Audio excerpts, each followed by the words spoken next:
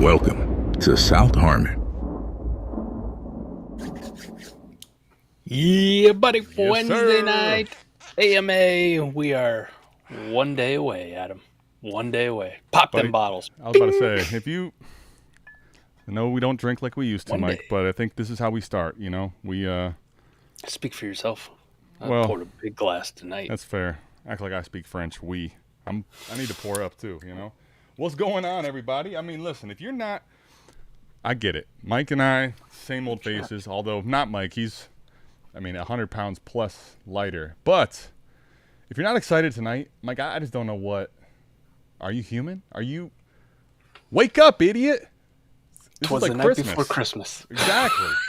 Twas the When I night tell you before Christmas. wavelength, when I tell you we're on the same wavelength, it's coming, buddy. Mind meld. I'm so jacked, man. The thumbnail, building a dynasty. That's what you come here for, right? Not only are the Eagles going to build a dynasty, calling it, but They're you want to build in the a midst dynasty. of building it, right? You want to build a dynasty on your fantasy teams. So Which, by the way, listen, we can help you do that on the Dynasty channel. But there's a couple other channels out there that can also help you do that. South Harmon Vibes, Fizz, T-Rock, always doing stuff, man. Cooking up all the time. I don't think they ever stop cooking up. They got to cook up. They got a night cook. They cook at lunch. They cook at afternoon. They cook at dinner. They cook all the time. T-Rock cooks just being alive. But make sure if you have not subbed over there, make sure you go check it out in the description. The Vibes channel's always on and popping, man. Redraft, Matty Kiwoom, Eric Vanek, bringing the heat, redraft, right? And, of course, if you want your start-sit, we got to start some dudes in Dynasty every now and then. Not everybody plays in best ball leagues like us, Adam. They're not that refined. Hey, Got speaking some of those which, lineup let me tease you. We got coming out, right? A 40 chess where we had a little bit of a start shit in Mike's Dynasty League because We of did. some of the roster spots, right? I got a few lineups laying around. Just a Yeah. couple. Yeah. Keep them. Why not? It's nostalgia. It's for the sake of the old time, you know? We're like bad girlfriends, but you can remember the good times Even all those years later, you still think back a little bit, right? a little fondly. But yeah, we got a couple 40 chests dropping at midnight tonight. Podcast is back. Make sure you go check that out. Plus all the other dope content on our podcast feed. But yeah, start it Sunday, redraft channel. Go find it. Links down in the description. Hit it. Mike, when Trip Crown says, I don't have any questions, I'm just here to say hi. That's fair. Buddy, you know what that means? That means the season's here, buddy. Everybody's happy, okay? It does. Everybody's happy. He's not chiding me yet. He's not like poking the bear. Yeah, normally he's got to find a way to try to get some entertainment, see if I can poke the bear. Today he's like, listen. He might be saving it for later in the show too. Like he's letting the alcohol hit a little bit. Good cop, bad cop, all by himself. I like what you just did right there. By the way, You know what I'm saying? speaking of I'm on to you. Mike, can you give me a prediction tomorrow? I know Fizz. I don't know if Fizz is here at the moment. He'll watch back at minimum. How bad does ass whooping get tomorrow? Do you want me to be realistic or honest? What I need you to do is both, because I know your realistic and your honest are the same. So tell me what that Come is. on, Yes. no, they're not. Just right off the top of the dome, Eagles 63, Dallas 6. Okay. Now, that one. Now, see, the crazy part is that's him being realistic, right? The honest is way worse. They called the game at the end of the first quarter because the Eagles are up 21-0, and you know the rules: down 21-0, give up them sticks. I was about to say, it sounds like you got the Cowboys-Eagles game on rookie mode, 2. right? Next, we're on to week 2. All right, Dallas, give up the sticks. No, actually, it's probably going to be a lot like we saw with college football this past weekend. Dallas is not a playoff team. Let's just say that. No matter what Fizz wants to feed you on our Friday night show when we're together. We haven't even started the season, and it is cooked. They are not a playoff team. Sorry, not sorry. Okay, Mike, actually, let's talk about this real quick. What is the upside? Like, let's say the offense is humming. Obviously, it's going to be up and down week to week. What does that look like? You think they go 9? They win 8? What are we talking here? I'm thinking 8. 7, 8, something like that. God. So even if it goes great, we're going 8 and 9? Yeah. You could possibly sneak into 9 wins, but they're not a playoff team in the NFC. Have you looked at that defense? Oh, no. Well, I haven't because I'm used to them having Micah Parsons. So it's. They didn't have a good defense when Micah Parsons was there. Now it's even worse. Well, let me ask you, Mike. Do you think Jerry's onto something? Like, do you think now they can stop the run since they got rid of Parsons? Absolutely not. But I also like Jerry going out and playing Deron Bland, like right after he gets rid of my. Okay, whatever. Fucking Jerry's on, but still, they're not a playoff team. But I'll say this: my point was, Adam. I think it'll be a lot like our first weekend of college football. We got all jazzed up for some big time matchups, Texas, Ohio Sure. State for one. But it was pretty much across the board. Anytime two good teams played right off the rip. I say all that to say that I don't think Dallas is a playoff team, but they're competent enough. It's week one, first game, Thursday night. There's going to be a lot of jitters on both sides. I know the Eagles are defending Super Bowl champions, but it also feels like one of those games that we're going to get way too hyped up for, and it's going to be like 20-17, at best. Gosh. You know what I mean? Where we just don't have a ton of fantasy points being scored. It's not going to be a shootout. We went from all excited, it was Christmas, and then Mike's like, "Listen, before you open the present, just know pouring a little I'm cold gonna, water. I'm gonna take a big dump on it, okay?" What? Hold on a second. Fizz says he's gonna see you in January. No, he won't. He told me that last year, and he told me that the year before, and I'm still waiting for him. Well, Mike, here's the thing. I think we got to use context. He will see you in January from the couch. He will. But and also too, maybe he meant like January of 2029. Which he could be factual. Maybe in 2029 they're good again. I don't know who he's seeing in January because it ain't his Dallas Cowboys in the playoffs. That's for sure. I was really trying to go in like my bag on some creativity, but I got nothing. I really do. I have history on my side here's the thing. as a Cowboys hater. I have history on my side. It's called 30 years. Because here's the thing. We can watch together. Because I know the Browns are going to be cooked this year too. Mike, real talk, as far as fantasy goes, I know you just kind of poo-pooed the whole thing. Are there some players that you think are in store for a big game, or you think we're all going to kind of get a little bit of a letdown here? It feels – I don't want to get too excited. I had to go back and look. We had Chiefs-Ravens, two really good teams last year, and that was an exciting game. If you remember that one, it came down to a pinky toe of – That was a great game. Isaiah Likely. By the way, that was not just a great game, Mike. Speaking of narratives, we talked about this on 40 just a little bit, just to tease you, but how people will run away with the narratives from week one. So, Mike, just did Your Idiot League Mates draft again, right? So, Isaiah Likely in a $200 budget in a redraft league there went for over 100. Oh. Now, I will say he's a Ravens fan. He wanted to get him. He did. I think it was like 40-50 over what someone else next was. But okay. I'm actually not even trying to dunk on JL. It's more so just that after week 1 and week 2, people think they know the whole season. Remember, Mark Andrews was supposed to be cooked after 2 weeks. He dropped that one touchdown. Buddy, I think he scored a TD for the last, was it 12 weeks, 11 weeks of the season? How's that for cooked? So, anyway, just if you have some players underperform, don't go, jumping off a bridge. Yeah, Saquon going to do Saquon things? I say all this to say it always feels like we get let down, but I looked at the first 2 games of last year. Both of them actually were highly productive offensive games, so I'm full of shit. I don't know what the fuck I'm talking about. Honestly, I was both just quarterbacks I was hoping in the the Chiefs, alcohol Ravens. would catch up. We just, both both quarterbacks in the Chiefs Ravens went over, 300. The only thing that was kind of disappointing was the running games. If you remember, Derrick Henry had like 44 yards. They shut him the fuck down. But passing games were on point. Lamar did his thing. Mahomes did his thing. Rashee went off. And then I looked at the Friday night game, the Eagles Packers, from Brazil, and both of those. 34-29. That was a hell of a game. Yeah. Fantasy points wise, Barkley 2 touchdowns, 100 yards. AJ Brown over 100 touchdown. Hurts 278, 2 touchdowns. On the Packers side, they were doing their shit on offense. Jaden Reed, remember the Jaden Reed after that one too, where he was going? Do I remember? Oh yeah. It feels like forever ago, but did he have over 30? And I think the first couple weeks it was like, oh my God, Jaden Reed might break fantasy. He did, just not the way people thought, right? Yeah, I take all that back. Fuck, we're going to have an offensive shootout. Dallas got no defense.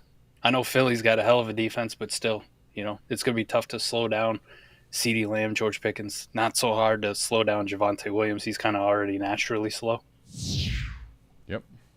But Dak will probably throw like 2 picks, 2 terrible picks. Cooper DeJean.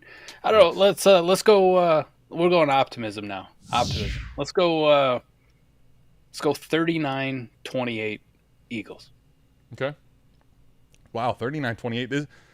Mike, you know what's crazy, You though? like that? That's how the season can change in a hurry, but I like that. That I'm excited for. I would pay money for that. Yeah, this trip defense isn't particularly sticky year to year. Keep that in mind. That's actually a great point, too. That's why you draft defenses as early as you can in redraft, right? I love every time I'm in my home league draft and we get like round 6, somebody's taking a defense already. Just warms my heart. And yet I still can't win that fucking league. I mean, well, Mike, I'll tell you this. If you want a good laugh, I'm getting clowned for my drafts. I've already got last place. So I don't know. Redrafts, I will admit, Mike, while I like my team in redrafts, a lot of times that's just we get gridlocked in our dynasty ways, right? It's tough. It's tough to transition over, ain't it? It's real tough to go. It's like I'm kind of like Pickens, right? I can't separate, I can't separate from my damn dynasty takes, man. I can't do it. But yeah, back to my good friend Fizz. I love this time of year because it's the happiest you're going to see him as a Cowboys fan because the disappointment hasn't set in. You thought it would have been there after the Michael Parsons thing, but he came back reinvigorated. On Friday night's show on the Vibes channel, he's talking about how Michael Parsons is going to regret leaving Dallas. He's got a lot of millions to say that he doesn't ever. Well, ever. I actually felt George Pickens kind of was trying his best to just not talk in that one interview, but he was like, sometimes it's best for both parties. You got to love, like, you're just brand new to a team, and you're like, yeah, it's best for us too, like. Adam, you're my ride or die. I love you to death, but I'll say this on both sides of it. If somebody offered either one of us $47.5 million to leave the other one, I'll act like I never fucking knew you. And I would expect the same. I think I'll tell you this. The difference between us is I'll get myself there. I'd have a hard time for a little bit, but I'd get myself to take that 47, and you might see from me, like Fizz in January, but you won't hear from me. You won't hear from me. They definitely didn't write me off. Speaking of being written off, Jalen Hurts, Mike, still disrespected. Super flex redraft, Mike. He went behind Bijan, Gibbs, and Chase. Super flex redraft. I mean, but and mind you, this is where in that scoring format, it's pretty vanilla, which basically means like the rushing quarterbacks are like Kings. Honestly, they should have went, in my opinion. Now this is my opinion. 1, 2, 3, 4, no really debate personally. Where'd he go at quarterback? Like, was there other quarterbacks in front of him? He was QB5.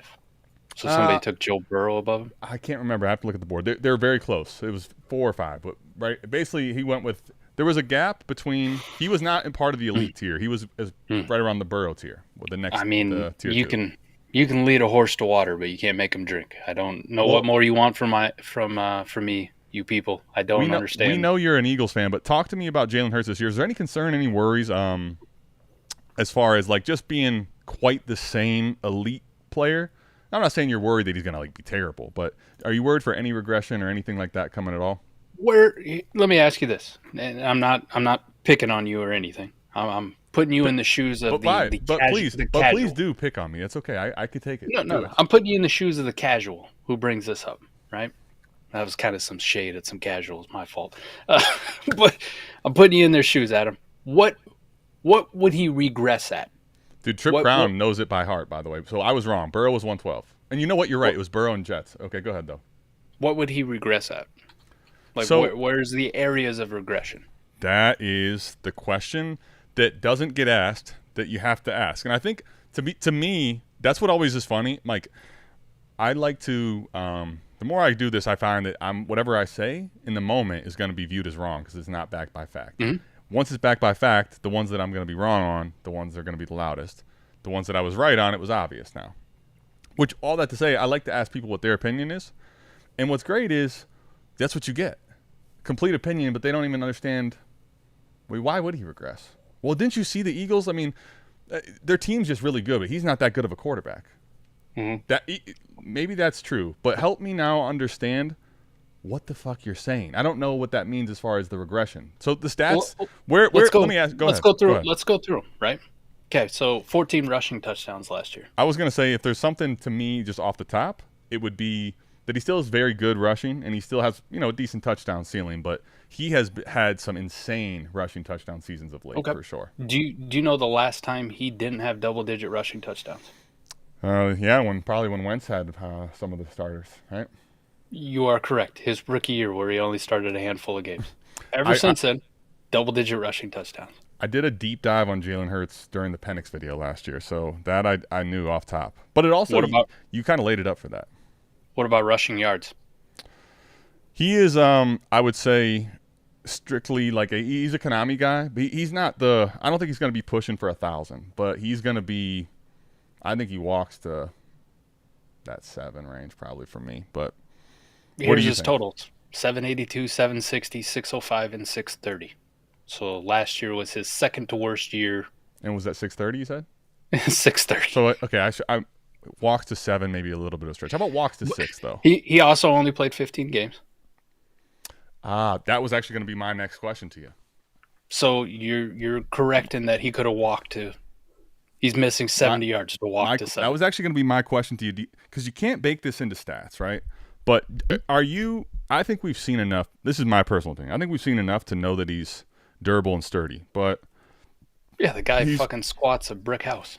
Yeah, he's in the neighborhood. He's in the neighborhood of what Saquon does, and if you don't know, that's otherworldly. That's Herculean. For a yes, nuts. I mean, so I think he just turned 27.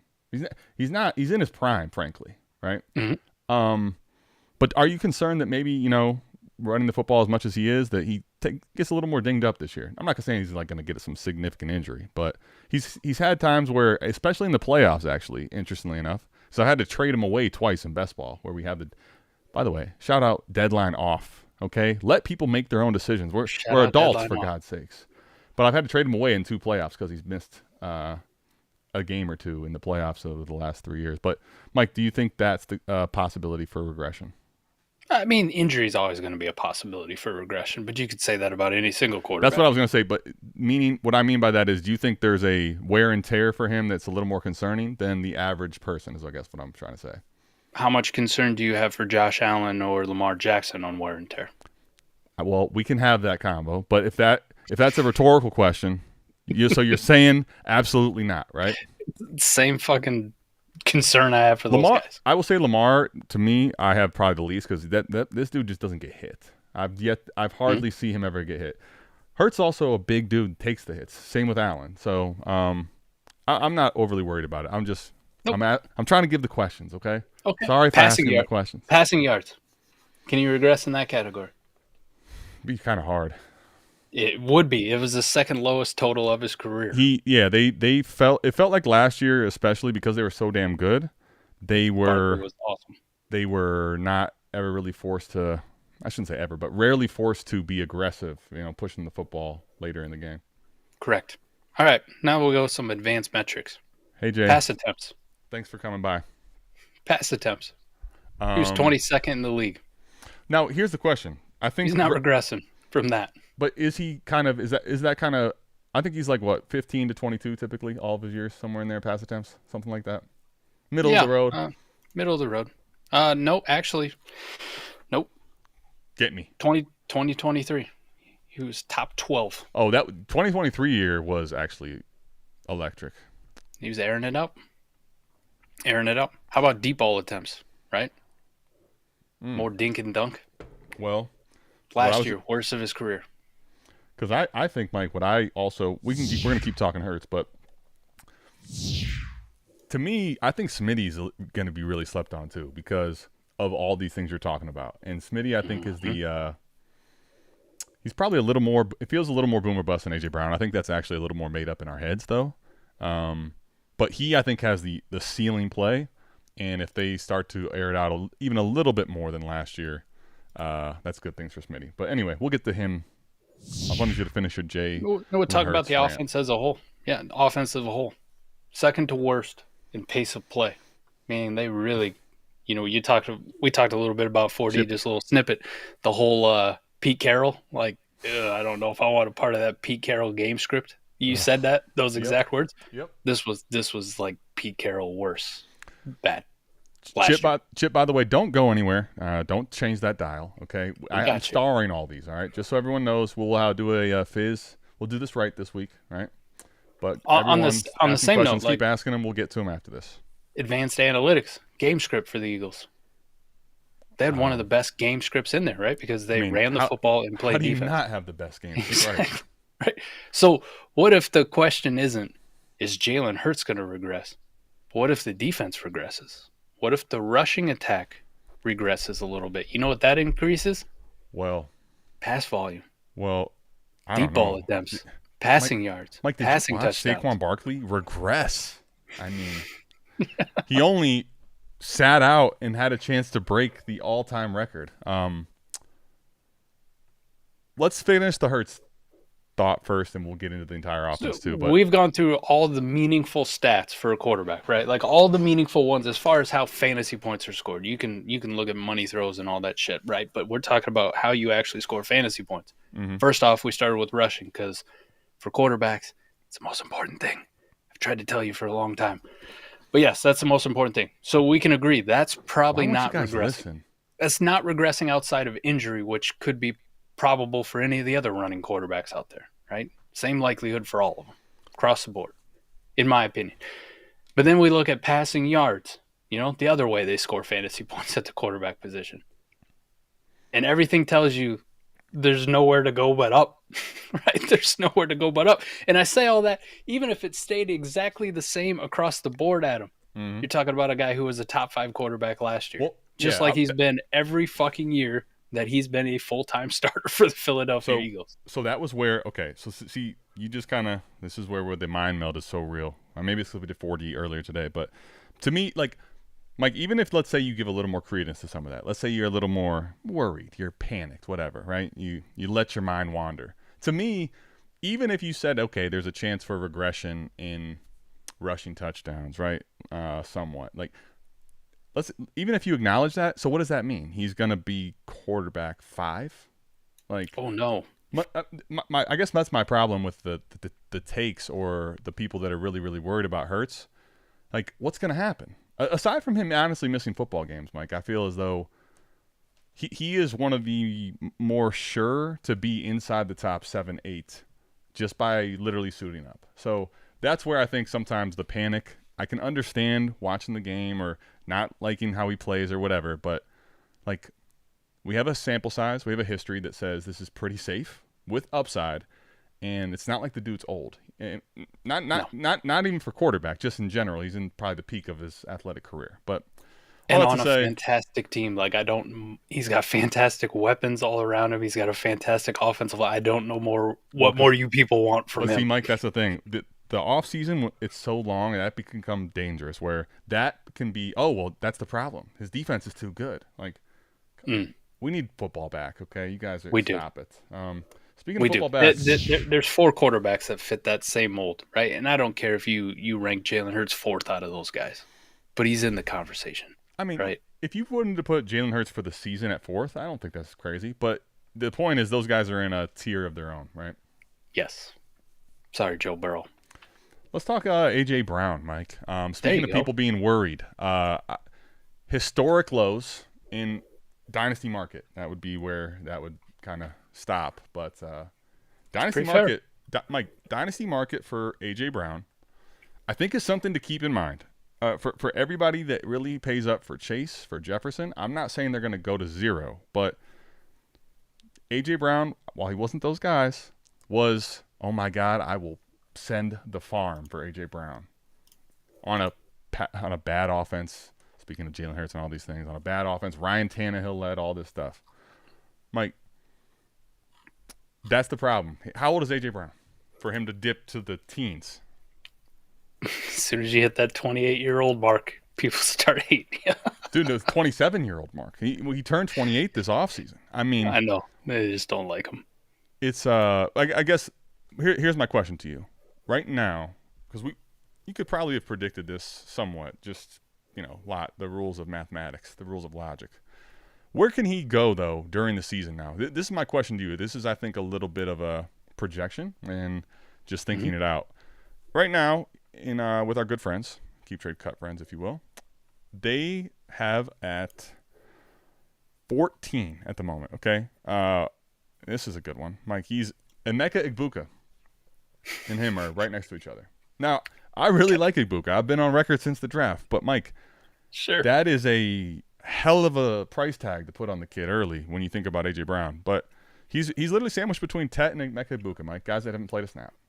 That's incredible. Where can he go if he continues to do A.J. Brown things this season? That's my question to you in Dynasty Market. He's not going up. Sorry.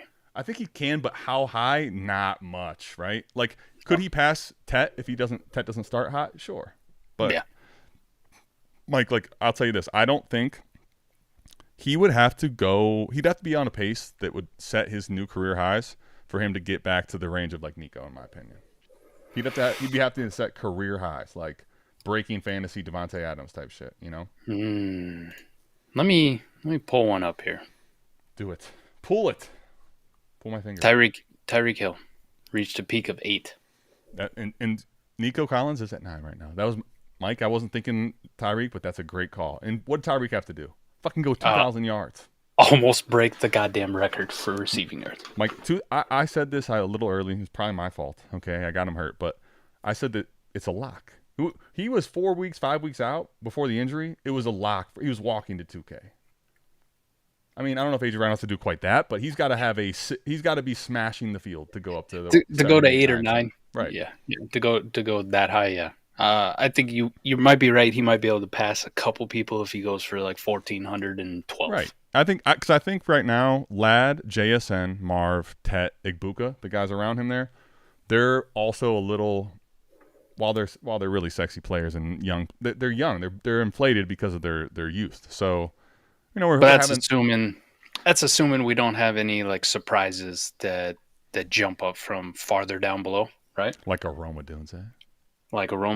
Or by the time we're talking about this again, we would have seen Rashi, be back, guys. Right? Rashi, or for those that really know they have to get there. I mean, we're going way deep with crazy talk. Xavier Worthy. Yeah. You think I didn't know where you're going? Yeah, but I like to Roma Ricky Dunze. Pearsall. Stop right. It. Probably not Ricky. Pretty Ricky. Not Ricky. Pretty Ricky. One of the exciting whites. Mike, I've been seeing the hype for JMO continue to rise, and I'm just honestly, I'm kind of I want people to be right, but I just don't see it. A.J. Brown. So, Mike, here's my question to you. Right now, Dynasty, you have him on your team. Knowing there's not much upside as far as market gain, are you just riding him out like the Travis Kelce? Pause, by the way, but Travis Kelce, just for the ride him in the sunset, or are you looking to try to see if you can kind of play the game of getting younger while meeting the similar production with him during the year? What you're going to get in dynasty value, to make that swap, isn't going to be worth what he could actually produce for you on the field for the next couple of years. Really won't be. So I think that's probably likely correct. If you're any type of contending team, you're kind of stuck in this. Fuck, AJ Brown's worth more to me than what anybody will give me. Now, if I'm on the other side, though, if I'm on a rebuilder, I don't really like to do this, Adam. And maybe you're most beneficial if you wait until week 2, week 3, if he goes out and has a couple 100-yard games. Mike, I think, and then try to flip him. Think about likely. What if AJ Brown goes out week 1? It's not that we've never seen him do it before. We've actually seen him do it a ton. But if he goes, let's say 150, 200 in a tug, that's the window that you might never get to open again. Right. People got a very small window. Game 1. Right. You got a very small window that you have to do it. But I also don't hate right now if you can tell me on a rebuilder somebody's going to give me somewhere around wide receiver 14 prices. Now, ideally, that's not a 1-for-1 swap for Tet McMillan or Emeka Egbuka for me on a rebuilder even, Adam. But this is where I'm can I tear down? Can I get Travis Hunter in a plus? Wait a minute. The King wants to tear down again? Yeah. Can I get Xavier Worthy in a first?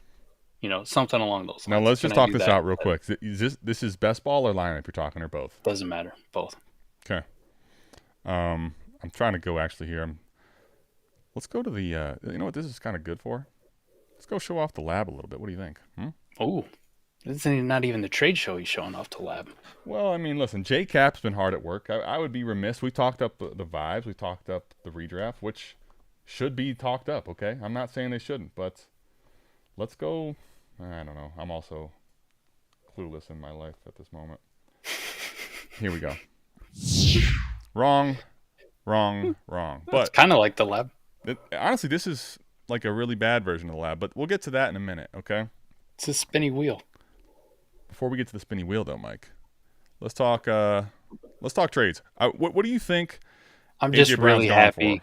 I'm really happy you don't have like some crazy porn addiction where like there's shit that'll get us canceled every time you go to your. How do you know I don't? How do you know I don't? Why do you think you're always late? I have to delete and get rid of so many tabs now. I mean, who watches porn on a PC anymore? Anyways, like you can cast from your phone. You know what I'm saying? You've seen the setup down here. You know how awesome that would be? I can say I haven't done it, but you know how awesome that could be? Let's talk this out, though, Mike. Like, all right, 16 team. Dear God. People are nuts. What the fuck is this? 16 team, Mike. Let's just stick with it. DK Metcalf, Judy Thielen. Is that enough for A.J. Brown here? No, it is not. I mean, I know it's 16 team, but yeah, see, this is where we're talking. Okay. Mike, here you go. You're going to love this one. What the fuck is this? This is a good trade, man. Wow. You got T.J. Hawkinson, Travis, the older one, and Tyler Shuck, backup. No. Okay, here's your tear down. T. Higgins there you in go. a second.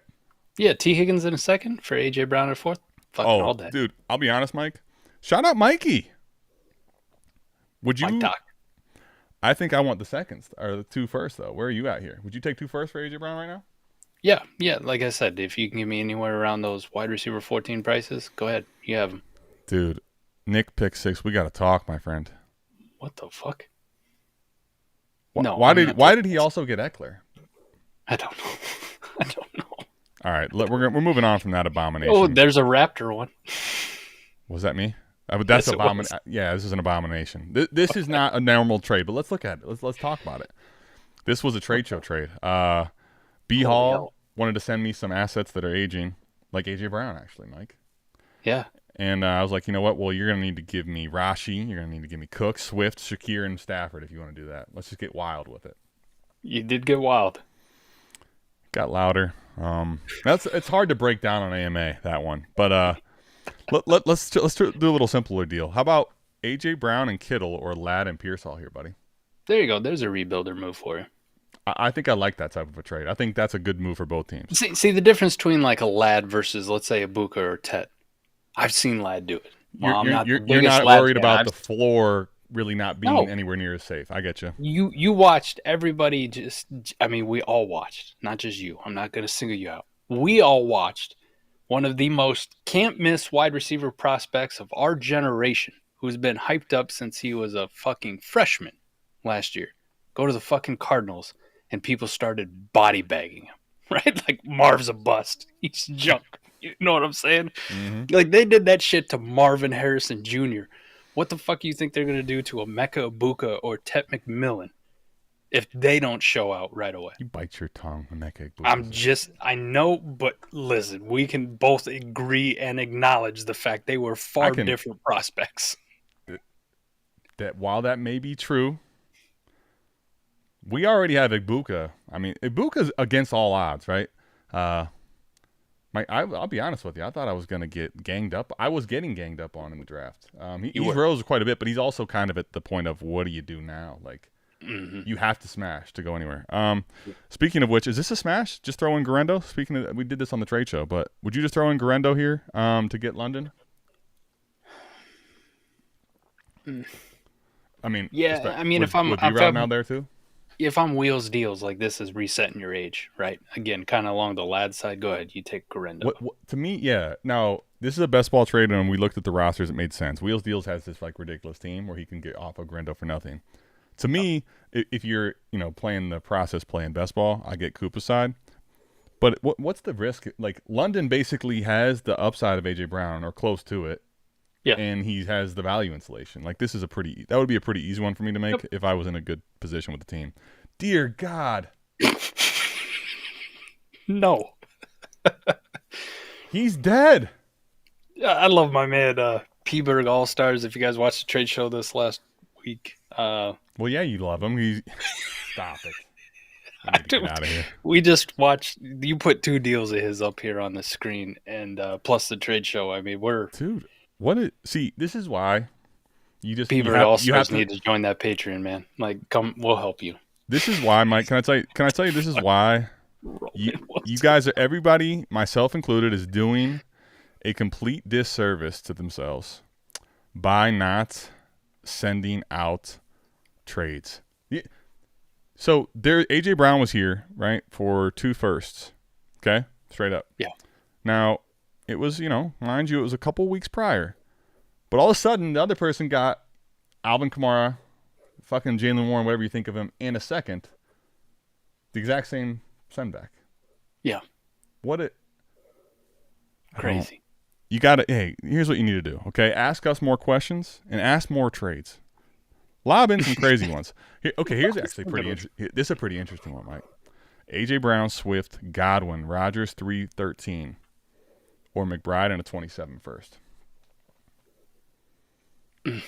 14-teamer. So 14-teamer, the depth game too.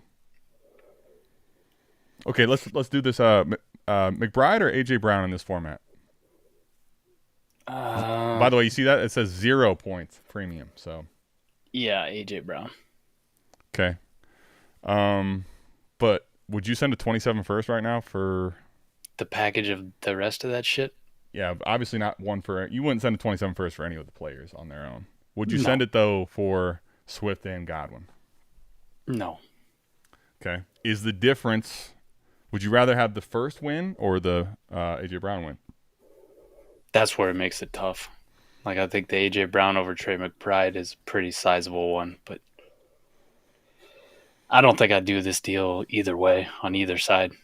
Mike, this is one I think a little bit of a tricky one because I think it's league dependent. But Mike, 14 teams start 12. Fuck, man, I'll take those other players, dude. You gonna take all the crusties? I'm gonna have to take the shit. Go ahead, send me the shit. I'll eat it. Eat it. And let's go one more. Oh, bro. So if 107. This was way back in fucking May. But just theoretically, right? That could have been fucking Igbuka. Could have been 1 for 1. It was in May, but it could have been. Yeah, we're at the point of we've gone through enough. Back when. I think the point is with AJ Brown though, Mike. To me, you should ask. You should do your due diligence. But more often than not, you're gonna get probably stuck with them unless you're making a bad trade. Yeah. Yeah. That being said, Mike, do we want to talk about any of the Cowboys, the Cowgirls? Hey, George Pickens. Okay. Damn. I love this. You know what? I actually have to see. Sorry, Fizz. I didn't decide to get any graphics for the Cowboys. I just didn't feel like it was worth it. I'm just kidding. We can still talk about them, but that's fine. No, I'm excited to see how this offense for Dallas plays out. Especially, I mean, it's a hell of a test against Philly week 1. Quinyon is. I was about to say, are you worried about their offensive, on the road, Super Bowl, this great team? Maybe they have a little jitters early, but they're going to be as hyped as humans could be.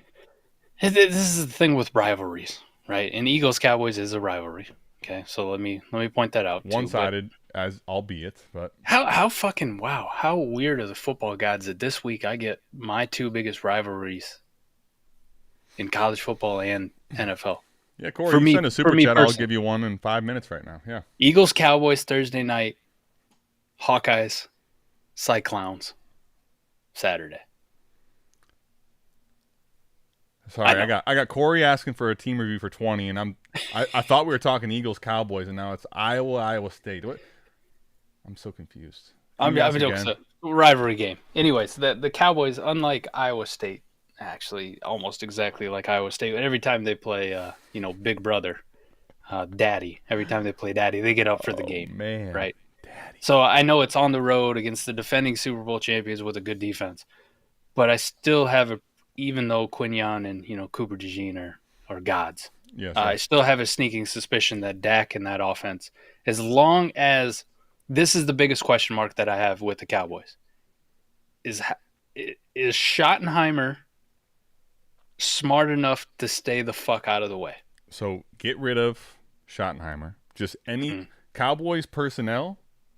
Yes, they are that. They're actually, because Jerry got them in there for the specific reason, because they're the type of person that's going to get in the way of success at times. Get in the way of success. It doesn't mean that they've never had success in their career. It means at this point there's so little of a threat to if we win that it's not me getting the glory. So I have enough confidence in CD, Dak, and Pickens that they're gonna find ways to air it out and put up a shit ton of yards.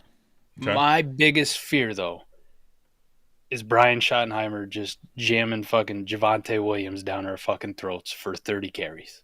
Mike, You I'll know, tell you. just- Can I tell you? That's Just not my right fear. right into Jordan Davis. Yeah, right in. Just right up the fucking middle. Right in the Just sphincter. 2 yards.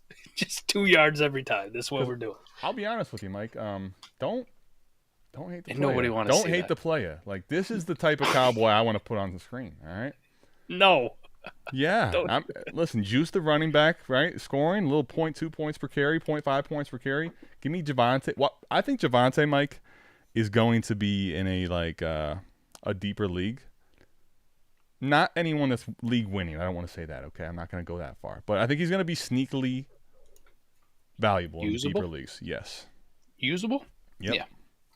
And I don't think you're wrong on that. I mean, fucking Rico Dowdle doesn't have talent, and he was usable. So Hey, listen. I call many wrong, but I got that one. You know, let's go. you did. That You was did. kind of lucky, to be honest. But But that is my biggest fear for us fantasy managers, though, is they want to get what we want to establish the run, and it's going to be with Javonte Williams, and we're just going to not throw the football for some terrible reason. Here's a question. Crazier shit has happened. All right, I did not think that Notre Dame was going to play fucking Miami on the road, big game, week 1, and going into the fourth quarter, give Jeremiah Love the best running back in fucking college football by almost everyone's account, 4 fucking carries. You know, like, Yeah. You know what we're going to do? We're going to air this out with a redshirt freshman quarterback that this first game that he started. You know, this is how smart we are. Sometimes these coaches get fucking dumb. Like, they just get dumb. Here's my question to you, actually, about him. Right? I don't want to become the old Javonte, lovers we were we were young and vulnerable. You could But see a back end RB2 season Mike, from this fucking guy. Hear me out on this. Like, think about this, Yeah. right? We are right now with Javonte Williams. Jaden Blue, for all accounts, I don't want to bury him just yet, but he can't pass protect for shit, right? Did we get an unofficial Dallas Cowboys depth chart to pick apart like we did with, Caleb Johnson and Why- with RJ Harvey? And I was telling Mike this earlier today. I don't understand how people take these depth charts when rookies are notoriously buried right now in depth charts as did My you guys favorite. see?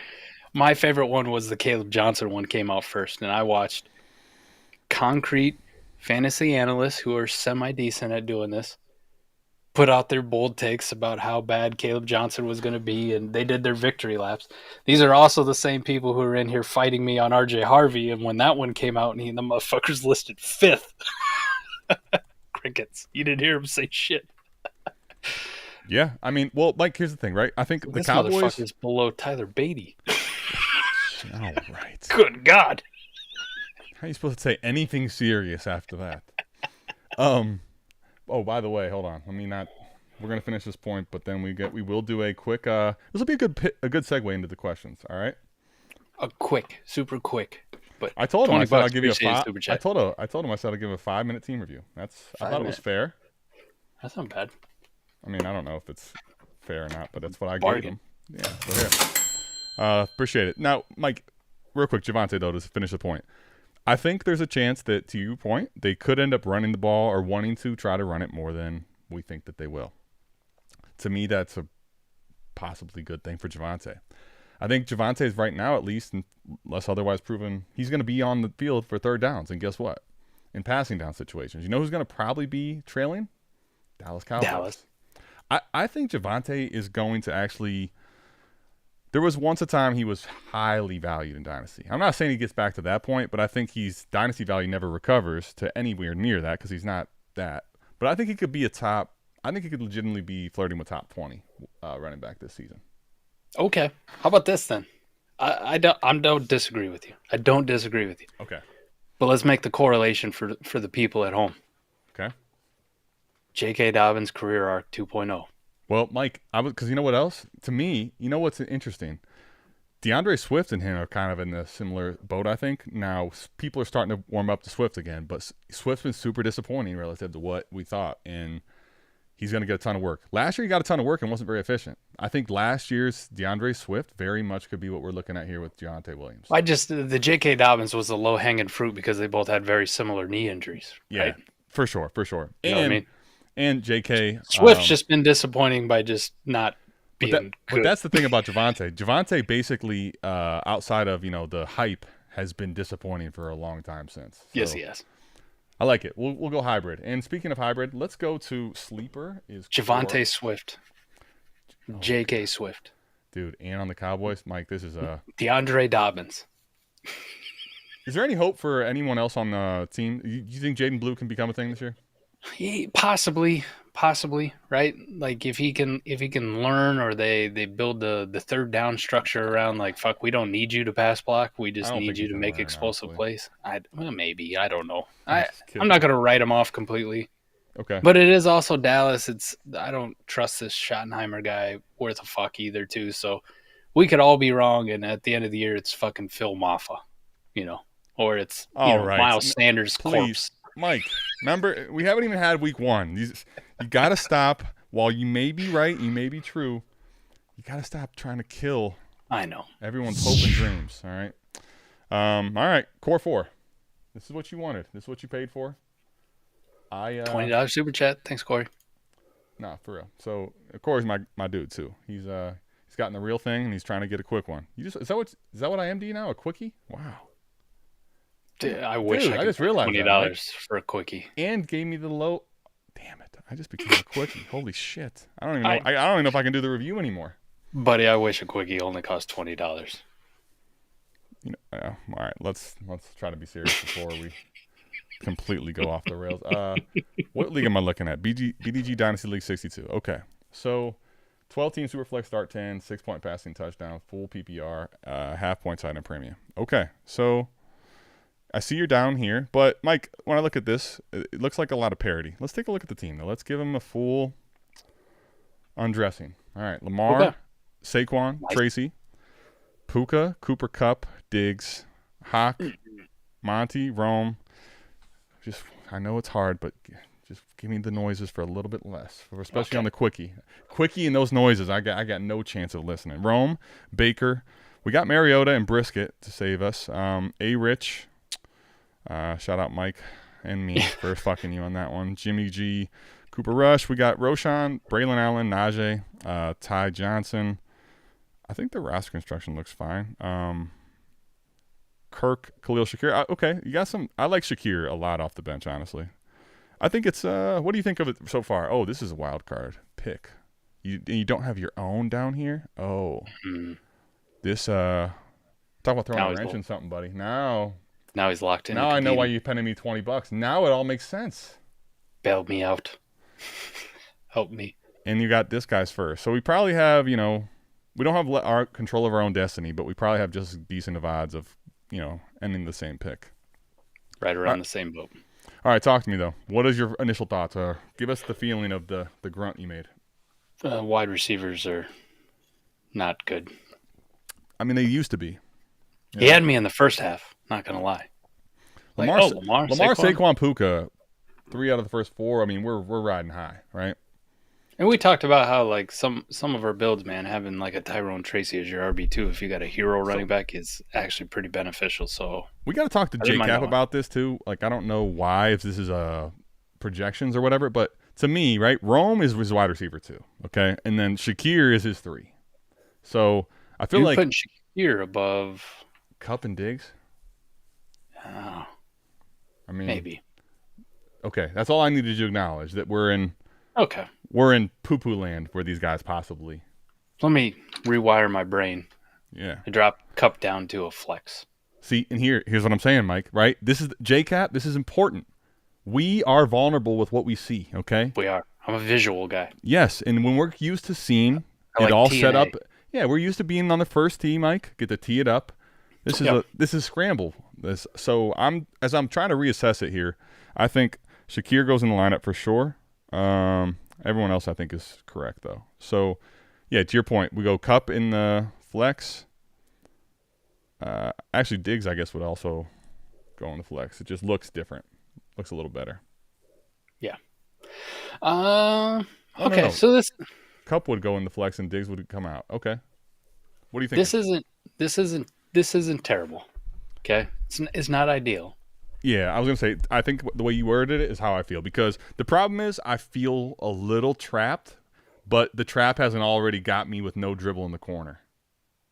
Yeah, we're getting close though. You can see that trap coming, dude. It's coming. I know I've already picked. The problem is, Mike, you're first in that basketball reference. I've already picked up my dribble and I see him coming.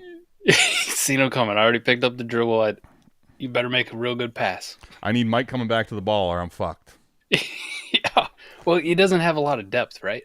Well, that's the thing. So your team is kind of, I think, top heavy, but not necessarily like incredibly top heavy. Now, I listen. I like Rome and Hawk a lot this year. So if they both take the, Hawk returning to form, Rome taking that leap, like there's a chance this team's actually, very much in contention.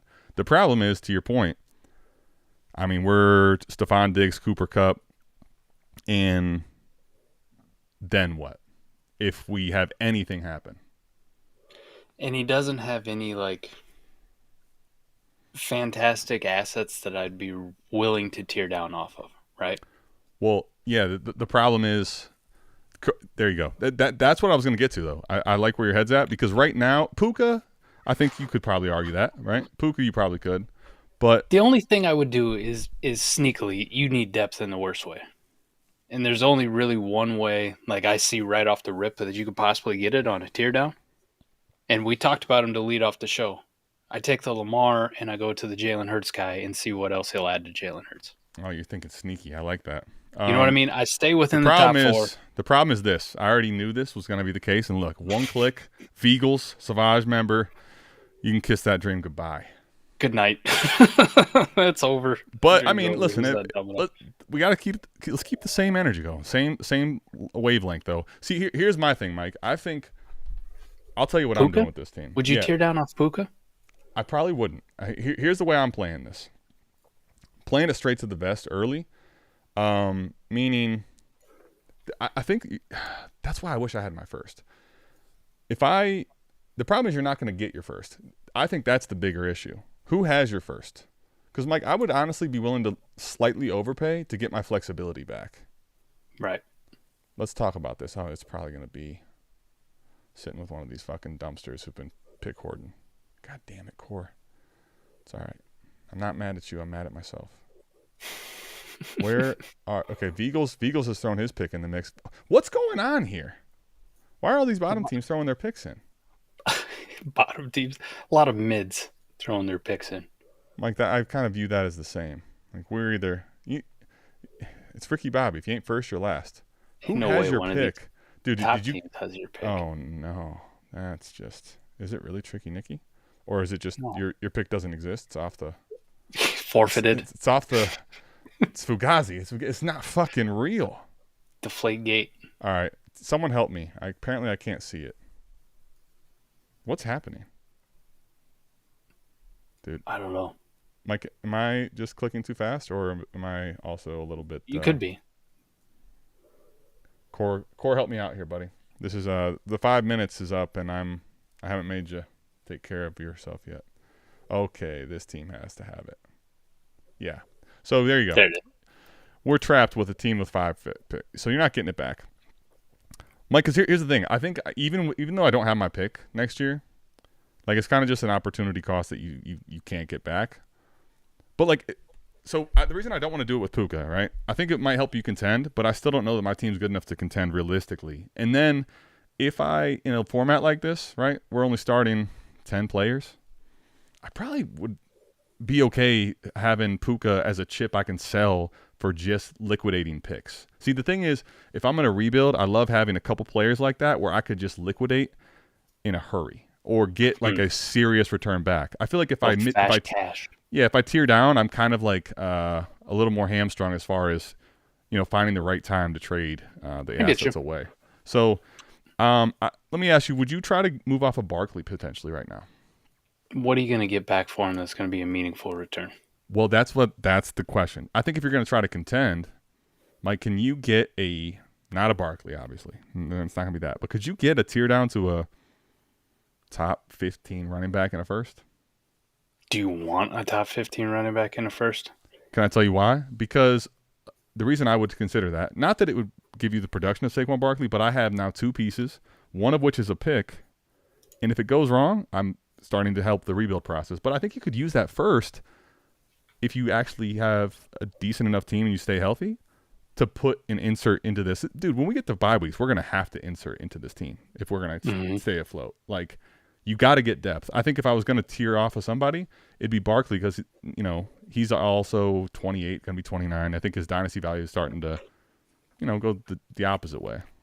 So would you do like a Jacobs in a first? Dude, that would be a fucking buddy. McCaffrey. That would be on money moves week 1. I mean, Josh Jacobs in a first in this build is perfect. McCaffrey's a little risky, but yeah, I would do those. If I can have the contending opportunity, and then if it doesn't work out, I can still sell them during the season. That would be awesome. What about let's get grosser, just for core's sake. Kenneth Walker. You hurt me. That one is tough. Would you do that? Let me ask you. Yes. I think I would. Reluctantly, I would take it. I draw the line at Chuba. Oof. Yeah, are you off not taking Chuba in the first? Yeah, I'm with you. No way. I'm with you. So here's the question though, right? So I think the team that we're looking to give that to us is probably one of the things I just realized though is we have some picks that are picked the fuck over. So you might have to go to 27 or take 2 players. Yeah, you're kind of I will say this is why we talk about being first to the punch and getting picks. Hamstrung now. I mean, what would you tear down? What would you go from Barkley to Bucky? Would you take Bucky in a second? No. Okay. You're not getting Bucky in a first, right? No. Would you take Brees in a first? I don't think so. I don't think so. God, how quickly we have fled. JT in a first, I would definitely do. Yes. Jacobs in a first. What about Harvey in a first? No. Okay. I'm kind of with you. Chase Brown in a first? No. I know a lot of people love Chase Brown, man, but that also feels like a very risky fucking profile for a guy who was highly inefficient last year. Let me tell you what's risky. The profile of Core 4's team. That is very risky, too. Honestly, I think if I got this team, and I don't have my first, but I have this other guy's first, I'm already built as a contender. I'm really just riding out these first 4 weeks and praying to the gods that nothing happens, and then I can make a decision on what I want to do, Adam. Because, listen, if I'm 1-3 after 4 weeks and I just suffered I'm not like a fucking Cooper Kupp is Cooper Kupping because he's old, and Stephon Diggs hasn't done fucking shit. Like, all right, time to hit the eject button, man. I'm just gonna have to eat the fact that I'm rebuilding without my first. I was gonna say, let me. Word to the wise. I'm gonna take a page from Mike's book earlier. I'm gonna go ahead and take a big piece. I'm gonna take a big shit in your start of the season. All right, Core. Okay. You paid for this. Like, I look at some of these teams and that you're gonna have to contend with. Now they're not world beaters, but they certainly have what you don't. They're more well-rounded and there's depth. Like, so I'm saying this to try to be as realistic as possible, right? To be in the contending window by the time bye weeks are around. I don't even know if we're 50-50. Let's just use that for the sake of it, though, right? Let's just say that's the case. So if that's the case, I think what I'm doing inherently is I'm kind of mitigating risk, Mike, during the early part of the year where people will pay for the Barkleys, for the people that are aging, that are scoring really well. So Montgomery, right, is a perfect case of like, it might hurt you. Let's say Monty somehow, some way still just absolutely goes crazy. He's ahead of Jahmyr Gibbs one of these weeks, and they're back, right? All the Monty people. Good. Mm-hmm. More for me and you. I'm probably in that scenario moving Monty immediately. Monty, I don't know that Kupp and Diggs are really going to have a buy window, but these type of players, I'm looking to probably tear down or pivot into younger assets that still give me an outside chance to compete But I'm trying to move the needle slowly while trying to contend early on getting younger and then being prepared to pack my things and go home, buddy. Take my ball and go home. What if, like last year, Monty started 16, 17, and 21 points first 3 weeks? Exactly. Somebody offers you just say like a fucking running back, just who gives a shit, in a second. Do you just go ahead and go like in a second? Whatever. Yeah. I'm trying to give context to everyone listening. So yeah, go ahead. Is that right? Or is that the tier you're talking about? Like, give me make it gross, make it real. Be honest with me. Tank Bigsby in a second. Fuck. Jordan Mason in a second. I mean, honestly, okay, those are good examples. If I'm seeing that they're not completely dog shit and not getting any touches, like if they're getting 1B type workload, sure, I'd be willing to do that. Right. Where you just go like, you take the money. Tank Bigsby worries the shit out of me because I need the second. I just need a fucking running back, man. Just give me something.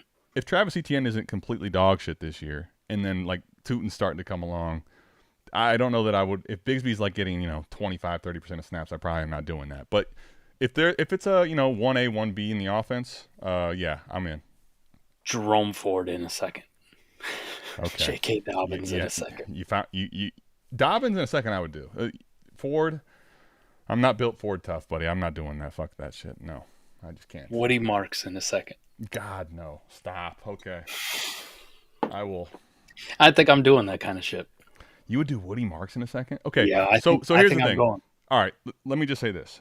Woody Marks is way too. To me, Woody Marks is impossible to say right now because there's a chance where it's a mystery box.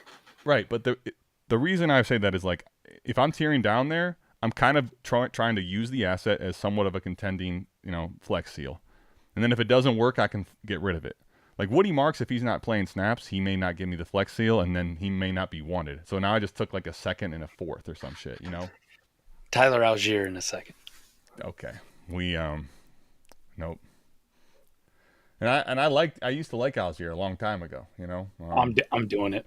I'm doing it. Algier in a second? Just give me anything that can sniff like 8-9 fantasy points a game at running back and give me the second. You take Monty. I mean, I think Tyler Algier can sniff that 8 to 9 a game if Barkley gets hurt. But I think here's the thing: those are a little too low for me. But the principle is I think correct in theory. Yes, that's what I'm trying to look to do is get younger or a draft pick asset that helps me play both sides of this and make up the fact that I fucked up and sent my pick in. Which, by the way, Core, for the sake of it, you can't go back and fix it. All right. Aside from the damage to the boat, which we will fix, what was worth your soul here? Tell me what the trade was. Go ahead. I've made some really bad ones, so don't be shy. What did you do? What did you do? I feel like I gotta. I don't know, Mike. I think because I'm looking at this, dude. When you start thinking about it, the reason you're jammed up here, man. This person right here, Gunther, has really made your ability to just go basement, go rush to the rebuild side. He has your pick 1, and he has 5 of 12. I mean, and you know how hard it is to get 27s right now. I mean, I think that's only going to be harder to do throughout the season. Maybe some off-the-wall shit happens though for him. Like, maybe Breece Hall really does cede all the fucking work to Braylon Allen. I was going to say, now that's the thing. That's why I, at this moment, kind of want to play it close to the vest because you never know. I mean, what if Breece Hall gets traded or Breece Hall gets hurt, right? Like, there's definitely scenarios. I've seen the take floated out there. He's not probably going to play in week 1, but what if Christian Kirk is in the Tank Dell role? And sure. What if he's Tank Dell? What if Najee all of a sudden can see okay by week 3 and, he's... he gets an eye transplant. Right. Eye. A Rich all of a sudden, right? By week 3 he's starting. Danny Dimes does what Danny Dimes does. Yeah. I think that's kind of the way I'm playing it. I think I'm holding on to, at least at the moment, unless there's an offer that's too good to be true, on my guys like Rome especially, or Hawkinson that I think have upside built in potentially if they play well, right? But that was a bad trade, Corey. You even super chatted it just for me to say that was not a good trade. It's okay, Corey. Listen, this is a safe spot, just not for you at the moment. But hey, listen, this is a money move right here, buddy. Sent Rome, Shakir, and Kraft for 2 firsts and seconds. And a second. He corrected it. Okay. 2 firsts and a second for those 3. I mean,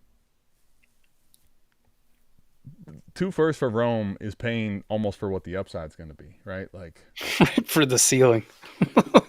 Now, I would say Shakir's worth more in a second, but like Kraft and Shakir there, if you did that, breaking it down would be wins, but they don't make up for it, in my opinion. And especially, this is one of the things about first. Like, you just talk about this trade. If you said, hey, Rome, 2 late firsts, Rome, Shakir, and Kraft, you're like, I can maybe get behind.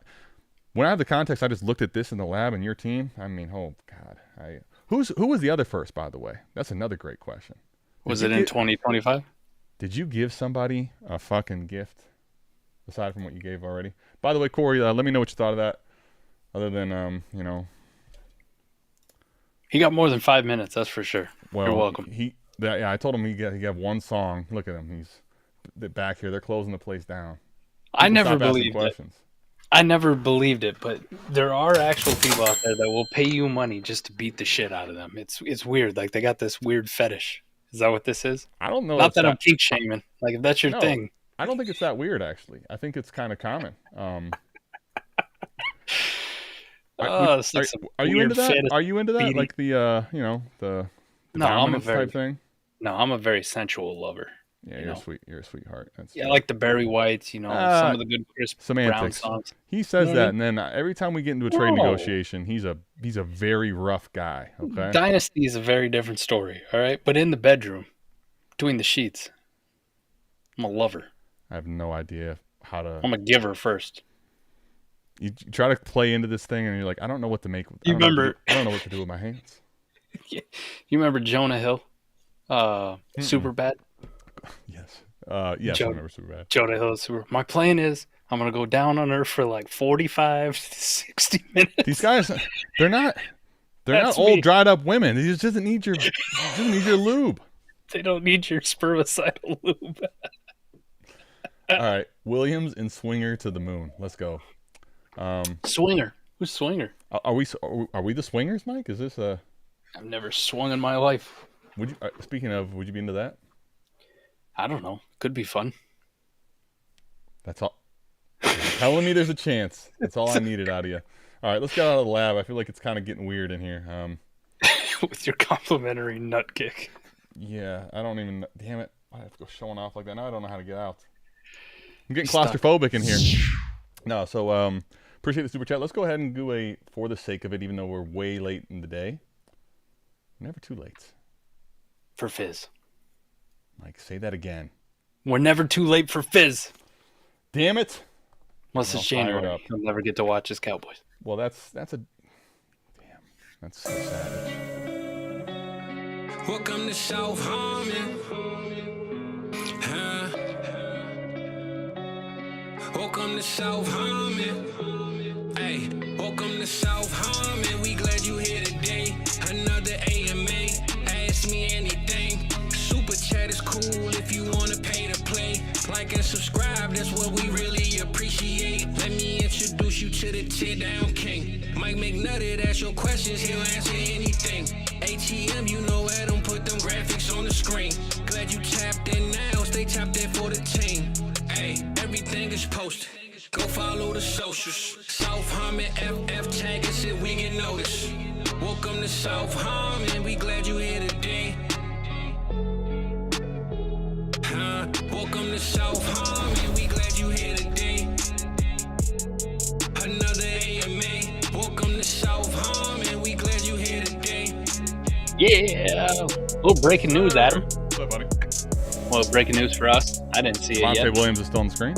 Breaking news. Javonte Williams is still on the screen, but Juwan Jennings got his contract reworked. And? They're giving him up to $3 million in incentives for this season. So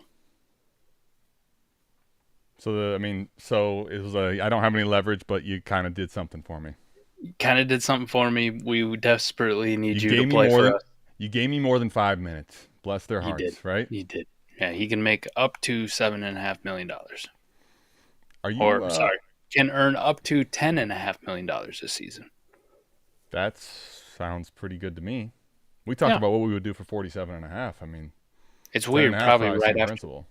It was weird that he was all suddenly healthy today. Just so you knew what was in the way. All of a sudden, I'm feeling better. Especially this early in the year. He had that nagging injury in September. They desperately fucking need him, man. Before this, if Juwan Jennings didn't play this week, right? Like, just live in that world. Do you have any idea who the number 2 wide receiver in San Francisco is going to be? Yeah. Who? I mean, this is going to be gross, but maybe Demarcus Robinson? I mean, my God. Isn't he suspended? I mean, that's the thing. Like, I actually don't know if he is, but I'm trying to use. I thought he had a DUI. I'm trying to use the grossest of the names to let you know how bad it is, how dire it is. Marquez Valdez-Scantling is the answer. I'll be honest. I think that depth chart's full of bullshit. No way he's the number 2. Take Juwan Jennings out. DeMarcus Robinson is suspended. Brandon Ayuk is out for sure. Jacob Cowing. How many active? Oh, Cowing. There we go. You know what? Jacob Cowing's on IR. Trent Taylor's on IR. Your wide receiver core would have been Ricky Pearsall. How many active wide receivers would they have had? They would have had 2? Ricky Pearsall, Marquez Valdez-Scantling, and Sky Moore. Sky Moore back from the dead. Week 1. My God. Week 1 back from the dead. So now they're up to 4, and maybe Jordan Watkins. Okay, so Mike, here let's start getting to questions. I will say though, we're gonna do a giveaway today to start the season off. Okay. Put in the chat if you want to be a part of this. I'm gonna be giving away one of our poolside shorts to kind of get the ball rolling for this season here. Huh? Those are tight shorts, and you said ball. I love it. Well, here I put the other comment was better. The complimentary kick in the nuts too, like. Now, granted, this is a schmedium, so actually, in the comment, if you want to be a part of it, put your size. Okay, put what size poolside shorts you'd be. I've lost a lot of weight. I don't know if I could fit into a schmedium. I was going to ask you, where would you be with these right now if you had to guess? I still got that, like Fab 5 to me. I like my shorts baggy, man. I do. Though, I could probably pull off a large. I think I could pull off a large. You think dude? Mike is fucking. Dude, Mike is living on edge. The idea of you, I'm not saying you can't, but that's confidence, and I love what I'm hearing. Like, I think I could pull it off, especially nowadays, Mike. The thing is, as we get older, these shorts are getting tighter too. It's not the old large of old. They are, and I still do have big, muscular thighs, but I think I can pull it off. Thighs don't lie. See, the thing with this weight loss is I have literally lost everything from like the bottom down, which I didn't think I had much to lose, but my ass is gone. There's no ass. You don't have to say that out loud. You lost everything from the bottom down. Bless your heart. Yeah. The ass is gone. There's nothing there anymore. And then like the flab that like sits up here, I got a nice like B cup titty right now. Like you could really push these things together and go to town. You know what I'm saying? Like we talk about swingers, you could really a little. I was gonna go quick giveaway, and we put Fizz in the AMA intro, and we just lead into no question. We're going crazy, and I love the energy right now. This is how you kick the season off. All right. Yeah, I got a great set of push them together, say hi. I got a great set of push them together. There's tush push, and then there's push them together, right? Okay, Mike. So we have the one of the Aqua ones will be today. The grand prize for next week these are for drawings. You have to enter in. By the way, make sure you go if you want to be a part of all these giveaways and drawings moving forward. You're in this one if you just are a part of the stream, but you got to be in the Patreon, okay? Patreon.com/South Harmon. Come check out the Patreon because for $1 a month, even in that tier, and the deeper you go, but it gets better. You know what I think I'm going to do this year? I want to hear it. We've had such good time with the streaming while Thursday Night Football is going on. Now it won't be this week. I think Discord. I think it's a perfect Discord thing, right? Yeah. It was so fun last year. Yeah, we were doing it just for Savage last year. You know what? I think we opened it up. A little bit. I like that, Mike. You know what? 2025, bust it open. I think we busted open, man. What do you think? How generous do you want to be? Do we go to the shitheads or do we go to pregame poop? Oh, as far as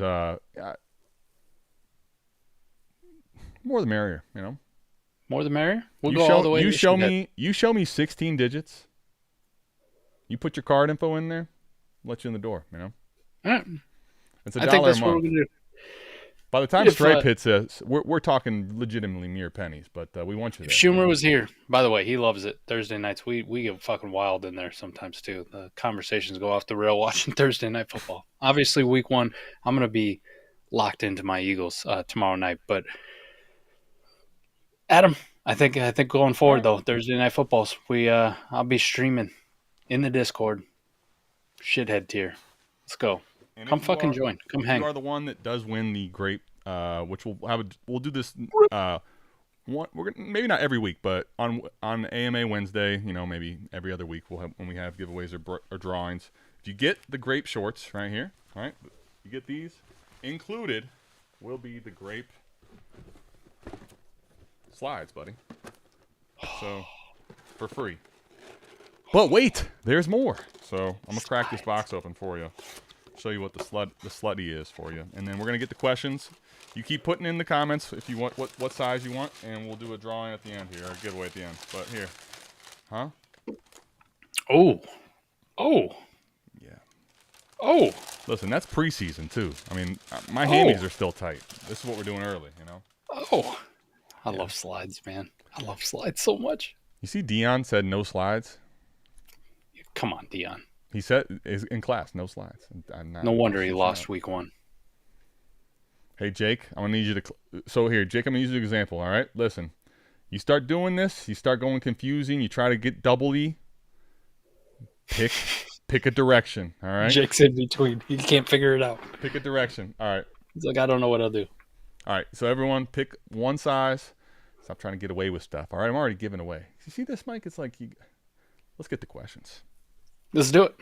All right, so here, we're gonna go all over the place today. All right, Gunther offered me Rome, Shakir, Kraft for 2 first and a second. That was just I wanted to put that back up. Okay. Yeah. Let's start with this one. James Young. In my main dynasty league, I traded Barkley for JT, the 108, which became Igbuka, and Braylon Allen week 9 last season. So like JT, Igbuka. I was gonna say JT and just the theoretic 108 and Allen to me, I'm probably already in to be frank. But he was doing this in week 9 when Barkley is just shitting points. When he was winning me jersey upon jersey. That might have been the week he won me 2 jerseys the same week. But right, which I might have one of those. Not might, he does. I do. I've seen him do it. No, I think this is one of those where you can ask for too much in the season. And it makes sense, like you're trying to win. But imagine right now, Mike, saying, hey, you could have had Igbuka, JT, and Braylon Allen. Like, right. Completely different trades depending on time of the year, right? If you're the one side where you have Barkley, Mike, I'll be honest, you better win the league. Yeah. Yeah. You better at least finish in the money for sure.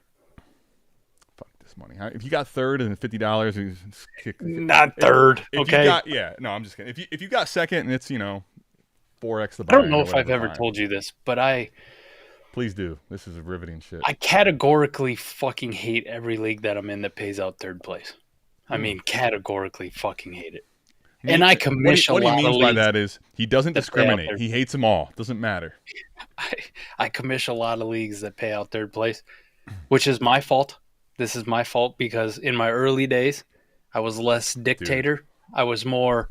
Everyone hold hands and we'll sing Kumbaya and we'll vote on payouts. Mike is about to. You could tell Mike is getting ready to have a ring ceremony tomorrow, and he hasn't been hurt by the season yet. Because the amount of ownership we're both taking up here willingly is just way too high. When the season comes around and we're just down and out, we're gonna be fighting you. All right, so Mike, here we go. Williams hasn't been the same since 21. Do you agree with this? This is Broncos fan for life, for the record. I mean, he knows. Well, Scott Connor did a lot of work on this one, man. And I love to shout out good people, and Scott Connor is one of those dudes. I fought him on this for a long time on Javonte Williams. We did too, Mike. I did a whole player short that went pretty south. He was right the whole long. Even when Javonte Williams was at his peak, He was a super highly inefficient running back that Scott was screaming from the mountaintops, "Sell, get off of him." And I fought the shit out of him. I was just telling you. See, the ownership stops quick. Mike, I remember wrong. vividly too how quickly it went downhill. Now, in the first part of the year there, that was 2022 when he had Russ. Remember he got, before the injury really got crazy, he had that one game where he had like, I don't know, maybe 10 catches, but an insane amount of targets. It was kind of like floating up his stats. Then he got hurt, and it was over. Week 1 of 2022, Adam. 19.8 fantasy points. He had 11 receptions on 12 targets. Think about that. You have 19 fantasy points with 11 catches. For those that do math in PPR, that's like all of your production just on catches. He played 54.7% of snaps and had 7 carries, put up 20 fantasy points, and it was all on catches. Well, and the non-believer, the ride or dies are like, oh, dude, see, look, he's getting 20 points in a horrible week. How'd that work? Yeah. We're going back to A.J. Brown, though, okay? Contender, would you rather have DK in a second or A.J. Brown? A.J. Brown. I'm pretty much just easily agreeing here. Or DK for Adams in a second. Now, that is the one that would interest me. Which, you want the DK or the Adams in a second? I think I might trade off of DK for Adams in the second on a contender. So let me ask you then, let's talk about this because it's a similar conversation, but much further down the line, which changes things. Is the value insulation that DK might carry real, or is it just made up right at this point? I think it's made up. I think it is. I think he is fast tracked on the approach of being irrelevant in Dynasty, and not irrelevant. But just never to return to prominence. Yeah. The allure is gone. You know what was a lot of people's Dynasty wide receiver one there for a brief moment. Well, look, DK and AJ Brown it was one of those two, right?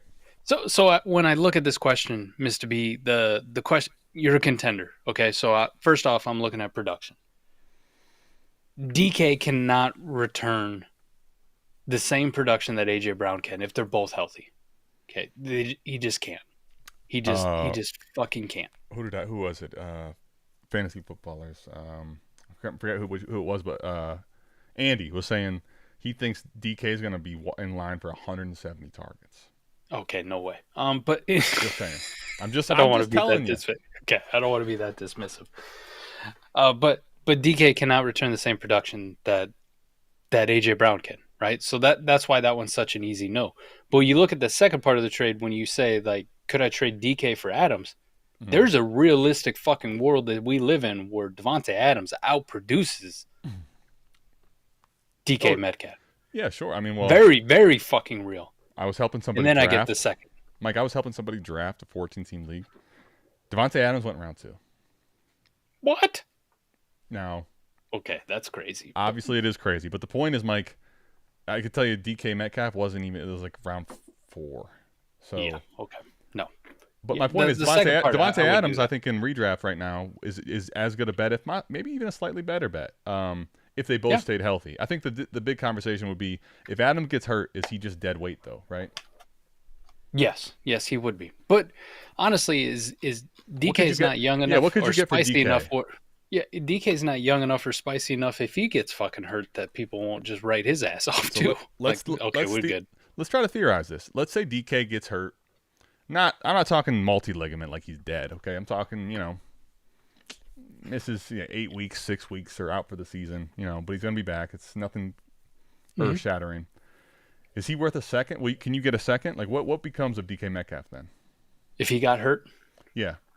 So we're doing the same scenario where it's like maybe one of these hamstrings that keeps you out for a good part of the fucking Let's say he has a hamstring, he tries to play through it, and then he really kind of, has a grade 2 or something.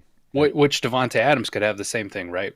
Which would nuke him to... And speaking of Nuke Hopkins had the same thing. Dude, the cliff can happen really fast. And DK wouldn't obviously fall as far as Devontae Adams, but, I mean, you want to talk a realistic scenario. Let's say he had a hamstring, didn't do shit all fucking year, had like a couple, and then was hurt, hamstring. I mean, we're talking about a guy who could fall outside the top 50 in Dynasty wide receivers. Now, while that's not DK? Dead, because while there's still some dudes in that range that you like, you make a case for. right? Sure. Like that's Michael Pittman range. But how sexy is Michael Pittman? Like, do you think he's ever returning? You bite your tongue. I know I'm trying to fight the good fight. You were the Michael I'm still Pittman trying to fight the stan. good fight, but people Hey, are. Mike, you can't fight the good fight while you drag them through the mud. No, I'm just kidding. Isn't it fucking crazy too? Like this just occurred to me. DK Metcalf and AJ Brown were in the same fucking class on the same goddamn team at Ole Miss, but we view DK Metcalf like he's still younger by a long shot than AJ Brown. They're separated by like 4 months. Knees have age; they carry age, right? I actually don't. Oh my god. No, I mean that was a different world ago. But I think here's the question, Mike. If you have DK Metcalf out for, let's say, like 6 to 8 weeks, towards the end of the year, where you're like, okay, his career is fine, but this season is cooked. Can you pivot to a second pretty easily? Do you think in that scenario? Pretty easily. It's gonna be tough. What I mean is not like everyone's sending you a second, but could you kind of pivot to something like that in most leagues? Maybe, yeah. If you did it in season, like as the injury's going on, right? If you wait till the off season, you can get fucked. Oh yeah, no, that's a different conversation. But that's the same. It's a people different conversation for both. People dry up, and you're going to need that spermicidal loop. Yeah, I was going to say Jonah Hill, we need back. But Mike, if the same thing happens to Adams, look where Nuke Hopkins is. Legitimately, I'm talking. He's dead. He's when they had the dead body in Step Brothers deal. Like he's that. Yeah. I'm talking like DK could fall outside the top 50. Devontae Adams is outside the top 65. Oh yeah, I mean now Diggs last year was outside the top 65 after his injury. Yeah, all of a sudden Devontae Adams is down like. Geez, I'm trying to find Keenan Allen, wide receiver 87. I mean Mari Cooper type shit. Ooh, Adam Thielen, wide receiver 93. All right, let's not kill the guy before he's had his actual injury, okay? But yeah, no, we get it, right? So I guess here's the question, Mike. In this scenario, because you said you'd rather have this is why I think it's interesting to talk about that, right? I was using the framework of, okay, could you pivot DK into a second? And I think we could make the case you might be able to, but it's not a guarantee. But let's just say we could for the sake of argument. Mike, you gave me the second as the piece that makes it all worth it, right? I have the insurance of a second. So if Adams dies, I got the second anyway. It's like if you tell me that DK you have to get out with a second, but you're going to get the second with Adams, well, fuck it. Fuck it. We ball. So anyway, Mr. B, I hope that makes sense. I know the math probably didn't check out, but that's how I mathed it. All right. Fuck no on the first one, yes on the second. Now, Broncos fan for life wants you to just I wasn't going to do this, but we're running out of opportunities to get fiery here. So I thought I put this in the bag last week. God damn it, I got to do it again. You kind of have to be like Santa Claus. This is an every week deal. You got to go back in the bag, you know? Okay, that's fair. Let me ask you, has it changed? Have you changed your stance in the off No. week? I have not changed it. Okay, 12-team best ball start 11, Igbuka or in a first or Chase? Best ball here, Mike. Where you at? Chase. The tear down king. He says he likes Pittman. He drag him through the mud. Tear down. So let me ask you this, Mike. Igbuka right now you think is I don't want to speak for you, but I think you think pretty significantly. Where would you have him relative to so Keep Trade Cut has him at 15, I think it was what we were saying. Where would you put him? I mean, geez, Emeka Buka is knocking on the door of some really, really good fucking wide receivers. Knocking on the door. He's beat down the door of some of these guys. Beat down the door. Pause, but yeah, with you. Talk dirty to me.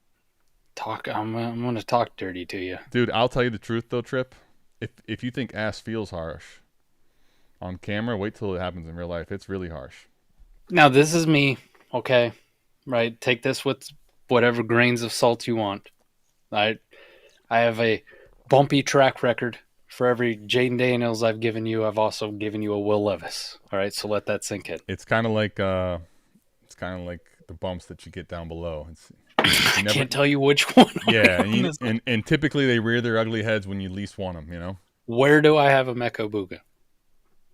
Dynasty wide receiver 30. Did you just ask back the question to me? I love what you just did. I did like the politician thing. Deflect. Is this 30. Is this guy becoming Trump on me all of a sudden? He's like, wait, 30. 30? I was gonna guess 23, and I thought I was being aggressive. Jeesh. 30? 30. Wow. Hold on. Questions might be done. 30. 30. Oh, okay. All right. If you have any 30. popcorn left, Keep Trade Cuts worth popcorn. But okay, so let's theorize this. Let me help walk through this with everybody. Okay, so we're talking 15 to 30 is a seismic jump, but let's give names to talk about this. So, dude, that's crazy. So we're talking, Mike, you're putting him obviously below then. Stop me if I'm wrong on any of these. Garrett Wilson, T. Higgins, Travis Hunter, Rashee Rice, Rome Odunze, Smitty, J-Mo? No. Okay. Not J-Mo. I had a feeling J-Mo was where we stopped, so that's why I said that there. Okay. So J-Mo you have outside the top 32, right? Yes. Okay, so we're going to get to some names, I'm sure, here. Worthy, obviously, you have ahead, correct? Mm-hmm. Matthew Golden or Ibuka, same tier? I have Ibuka ahead of Matthew Golden. Because the slight draft capital ahead of him? Okay. And Pickens? This is back to my pre-draft analysis. I liked Ibuka better than Matthew Golden. I didn't like and this is me warming up on Matthew Golden too, by the way. Right? But I still have Ibuka above him. Okay. So we're going to have some names here. Pickens? Pickens or no. Ibuka? No. Pickens is one spot behind. Addison or Ibuka? Addison also behind Mecca Ibuka. We're going to get to the meat here, though. The meat and potatoes. Terry McLaurin, ahead, right? Yep. DK Metcalf. DK Metcalf ahead. See, who put this in the comment? Ass feels harsh. All right. Zay Flowers, I imagine you have ahead. Yes. DJ Moore? Yep. Waddle? Mm-hmm. Wow. Chris Olave? Yes, sir. That is intriguing to me. Not the other ones necessarily weren't. Mike Evans? Mike Evans. I'm cherry picking these, okay? I know the kid, all right? Good. Just let me handle this, all right? You guys just watch. How about Jaden Higgins? Don't do that to me, please. Okay. No. Now Tyreek Hill. I got something for you, maybe. No Tyreek. Nope. Devontae Adams? Nope. Calvin Ridley? Nope. I mean, we're getting really long in the tooth here. Did I say Ricky P yet? No, you did not, but he is also not ahead of Emeka Ibuka. Okay, I'm gonna be honest with you. I did fart. You're trying to figure out who it is. No, I'm just at the point where it's like, okay, are we Jacoby Myers, Godwin, Shakir, Pittman, that range? There you go. Last one. So for the record, right? The biggest disparity that you could probably find on Keep Trade Cut in Mike's rankings, not that everyone probably Michael has. Pittman Jr. Pittman at 49 is ahead of, with Keep Trade Cuts, 15. Ibuka. You like that? That's the biggest one right there. Wow, that's hopscotch. All right, give me a couple. There's got to be a couple names I'm missing that are pretty polarizing. AJ Brown, Roman Dudley, T. Higgins, Devontae Smith, Zay Flowers, Xavier Worthy, Rashee Rice, Terry McLaurin, DK Metcalf, Chris Olave, DJ Moore, Michael Pittman, Jalen Waddle, Mike Evans. But I'm pretty sure you touched them all. So I touched them all. Damn it! You touched them all. That's really a massive pause, but there'll be a lot of bumps later for that. But I like you, man. You're pretty good at this. Mike, listen. I don't know if it's me or you. I can pick your type for you, and I think you have a type. So that's where we're at. Listen, we did 40 today. I think 30's fair. Okay, so let me ask you though. Okay, let's talk about a couple of these. I know inherently. I'm starting to know inherently where you're at, and like I have to get you to speak to the audience on it though. So let's talk with the extreme ones first. Pittman and Ibuka. Mm-hmm. Just your whatever you want. Why do you have him ahead? Go ahead and just give us the why. I've given a lot. Pittman's the litmus test of how. Pretend like they've never heard from you before on Pittman. All right. Right. But Pittman for me is the litmus test of like how quickly dynasty managers just fucking pivot and go, we're good. Like, fuck you. What have you done for me lately? With no actual like research or diving into why. Okay, so Michael Pittman had a bad year last year. Wide receiver 44 in points per game, 10.4 fantasy points. Everyone goes, holy shit. It's not good. It was depressing. Michael Pittman, though, was playing most of the year with a bad back. That, by all accounts, should have landed him on IR, but he said, fuck it, I'm a baller. I'm playing. He had a bad back and was still trying to carry the team, right? Still trying for the Colts. The year before, though, on Michael Pittman, 156 targets, almost 1,200 yards. Wide receiver 14. Is that good? Is that one good? one year with a broken back, we're like, fuck it, you're done. You're cooked forever. I don't understand the hate on him, right? Well, okay. I mean, what's Keith Cut have him at? Like 50, you said 49. Listen, honestly, Mike, I'll tell you this. If they didn't hate Trey Harris so much, he'd be 50 for sure. Trey Harris is down 32 spots. So much. Trey Harris down 32 spots. Why did we hate Trey Harris? Listen, I can't. Scott Connors single-handedly buried Trey Harris. Sometimes people have big pool. There's that, which is why you need some poolside shorts. But I guess honestly, Mike, let's just talk about it from this standpoint. Okay, so you're basically saying, okay, we're being way too recency biased. There's a chance he returns value from 49, yes. Right? What if he's got 140 targets this year? 130 targets. How many targets did he have last year? Let's talk this out. 111 with a broken back. But that I think is the point of it, is like, I think he's going to obviously have more targets. How many games did he play too? Let's talk this out. 16. Okay. So he only missed one. Missed right? one. So he's on pace for, let's say, 120. So he gets another, let's call it on a per game basis or whatever, 20 targets extra for the year. Gets back to that 140 range. With Dimes and A-Rich in the quarterback situation, not that he still can't thrive, but what is his real upside in production? Can he be a top 20 again this year? Yeah, he could be top 20 again. What would he have to do to be top 20? Would he have to probably get double-digit touchdowns? No, because he's never even come close to like double-digit touchdowns in his career yet. Sure. I'm worried about him never having Danny Dimes there, but I'm just asking questions. We're talking somewhere in the 100 catches, 1,000 yards. So now 5 touchdowns.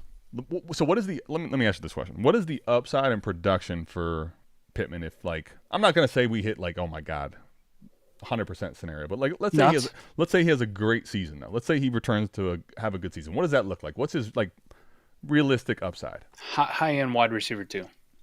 Okay, so we're talking somewhere between 20 and 24, right? Mm-hmm. Okay. Now, on the flip side, obviously, let me try to cut to the chase. I'm talking somewhere between 13 and 15. Oh, sorry. I thought you said high back end. end. You said high end. I was taking his back end.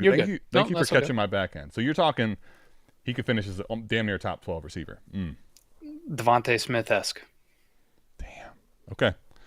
So we are bullish. Well, we are very bullish. Okay. Very. So now let me ask you, before we go to the downside, let me just cut to the chase. The downside, you've been on record saying that you think the downside is he falls. Igbuka falls off a cliff. Not Ibuka. Not falls off a cliff, right? Falls out of the top 40, right? Well, let's say Emeka Ibuka has a JSN rookie season. Okay, there you go. 620 yards. 620 yards. Roma Dunze type season, something like that, right? There you go. Where is he going to be ranked at next year? 40s? That's where I personally think, as long as he hits those numbers, because we've seen, it's another interesting point, but JSN returned in sophomore year when we had that sketchy profile. Remember how polarizing he was? Because we'd never seen anyone do it, right? We had to fight for him. Buddy, and that was hard. I mean, I'm talking CPR I was getting him in 7th, 8th rounds of startups. No, yeah, for sure. His rookie season. And we were fighting people for why do we they had hate DK on a contract, and they just paid Lockett. So it was scary. But then, Mike, he returned to form in a huge way. He returned to the promised land. He did. If Rome has a big season, this is one of the things to just talk about and think about it out loud. You think that the trend will keep him up? I think that now is instead of looking at the JSN thing, no one can survive this. It's okay. This is just kind of what we should be thinking about now, right? That and then more people shift their view to how we were 2 years ago, right? I get you. But it's but almost hypothetically, recency bias. Yeah, go ahead though. Hypothetically, what if Rome shits a bed again? That's why I say we can't count our chickens before they hatch. Because if he does have instead of having a top 20 season, let's say he's a wide receiver 38 or 36 or something again, right? He's doing very mid. Drake London, Garrett Wilson type deal, right? Where we're like, oh if my God. if he's very on that warp graph where that fucker really flattens out, and you're like, what's the difference between 36 and 58? Well, can I tell you? Well, the only thing I'll say there is, while you're correct, Ben Johnson is gonna get he's gonna have a hard time with his life if that's happening. He that makes means they're Olamide pretty bad. Zaccheaus something like Olamide Zaccheaus has a wide receiver. Okay. We don't even get Burden. We just get the gross. Oh, You get Olamide Zaccheaus. no Loveland. We get Olamide. So anyway, that's my only hesitation, right? We haven't seen Ibuka do anything, all right? And kind of like the Seattle situation. I get it with Godwin's injury and not playing right away. Ibuka's got a chance to really elevate himself up maybe into that top 15 range, Adam. Like, he really does. He really does. I'm not going to ignore that fact. He really does early in the season. Oh, shit. Trip, listen, I'm telling you, this is the thing. This is the calm before the storm. You just remember this moment, okay? When we're week 15 and he is ready to fight you tooth and nail, as I will be, just remember this moment. We're human, okay? Give us a chance. I'm baking in the fact that we always seem to do this by pushing rookies up just a little bit too far. I mean, this is coming, you want to talk about humility. This is coming from the same two guys where we did a show last year talking about Jonathan Brooks and Trey Benson as potential top 12 dynasty running backs. That was before the fucking season started. That was 2 guys, 1 cup type of thing, right? Not good. I'm pointing this out that we love to do this as dynasty managers right before the season starts. Like, we love to elevate guys to, I mean, Emeka Ibuka at 15 is like best fucking case outcome. Is it not? Well, here's my question, because now there's a little bit of a difference in variance, but here's my thing, right? Right now, Rome actually weirdly has kind of had a little bit of a dip. I think it's because some of the younger players are passing, but Rome, off of that season you talked about just last year, he's hanging at 20, right? So now JSN was the other one that I wanted to discuss, because I'm going to go click the old we're going to go to the timeline, all right? We're going to go Facebook stalking. We're going to go back. So when do you think is a fair point to look at for JSN in this conversation, what his like value was? You know what I mean? Positional rank. You think in the summer? You think in the spring? Like, what are you talking here? Where do you want me to go for his value? Let's just find the lowest point we can find. So go to August of 2024. August of 24. Okay, so the lowest in August. Here we go. August 14th, wide receiver 25. Basically, he was hitting wide receiver 26. Wide receiver 26 in August. So that's where, to me, I think. So I'm not fucking super crazy, am I? Well, 40 feels 30. Oh, he said 30? Okay. 40 felt a little cuckoo land to me. That's okay. Now we're okay. I still think, Mike, the median, unless Ibuka falls on his face. Now, this is the one thing that I think is baked into this that people don't want to talk about. If he falls on his face, if he's like really not good at all, like he has a 400-yard season, all bets are off. But I think the middle ground of Rome and JSN is probably where we fall if he doesn't smash this year. He doesn't do well, right, for production standpoint. So to me, we're talking about somewhere in the neighborhood of 20-ish, 20, 22. That's where I would kind of hang as if it was bad. Now, the crazy part, though, and I'm with you, the reason I just want to give the counterpoint of this, and let me ask you then what your thoughts are on this. To me, those are the cases of the downside. Now, obviously, if he's a face planner, it's bad. But, Mike, like, look at BTJ. Look at, Puka's a crazy lad.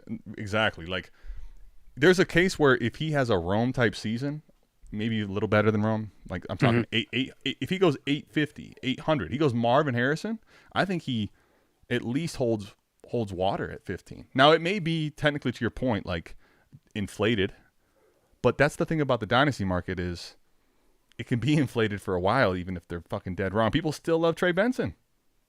Right. They're still hyping him up. Yeah. So, like, I think to me, the reason I get it, by the way, I get your point. I know why you're there.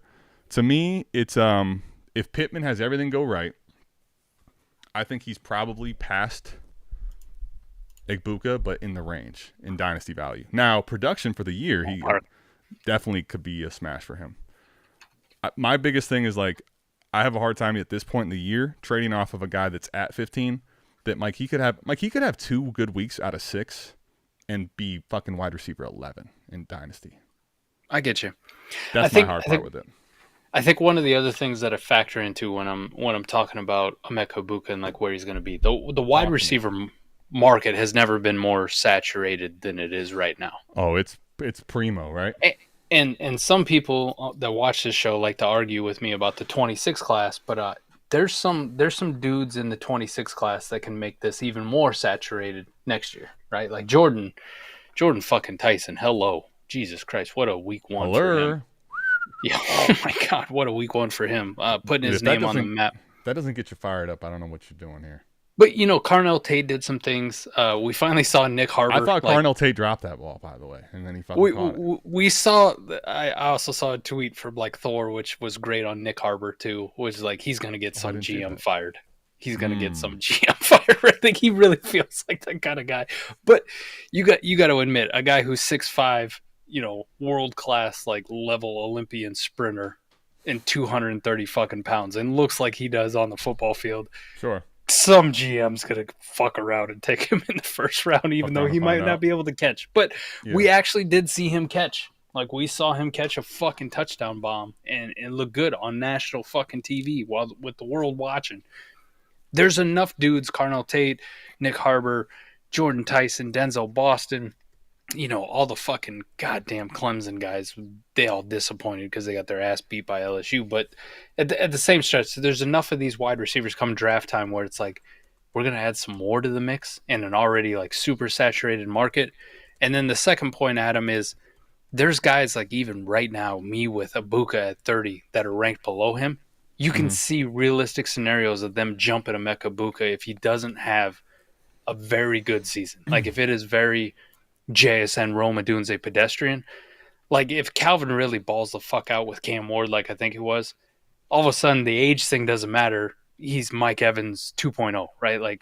He's gross, but goddamn, I want him on a contender, right? Wouldn't he be kind of Stephon Diggs? Smashing, everybody wanted him, but the moment something bad happens, it goes to the cliff again, right? He's toast, right? He's toast. he falls into that category. What I mean is the Stephon Diggs before the injury in Houston when he was smashing last year, yeah. But could Matthew Golden leapfrog Emeka Egbuka? Oh, yes. Sure. That profile is, while I am with you, I want Egbuka for sure of the two. That's a young, exciting player that if he has, the highlight plays, all bets are off. Could Ricky Pearsall leapfrog Emeka Egbuka? Of course. These are young guys that everyone's been waiting on. And this is what I'm looking at. I don't even like the guy. I got him ranked below him. But you hear the JMO beats, the drum beats of people oh my God, JMO.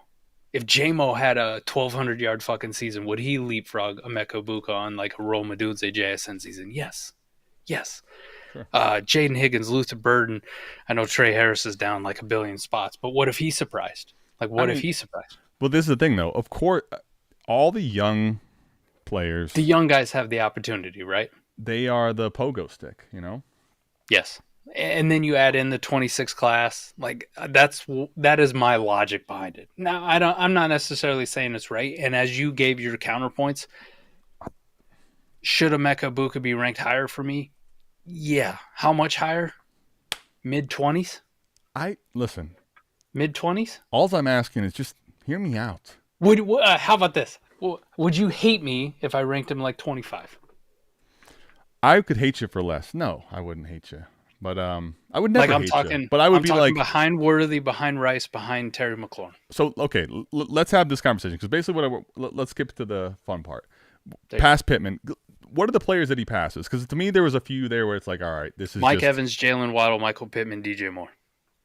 And probably Chris Olave. Agree. That was the one I struggle with because to me, Olave is starting to become a little bit of fairy dust, pixie dust.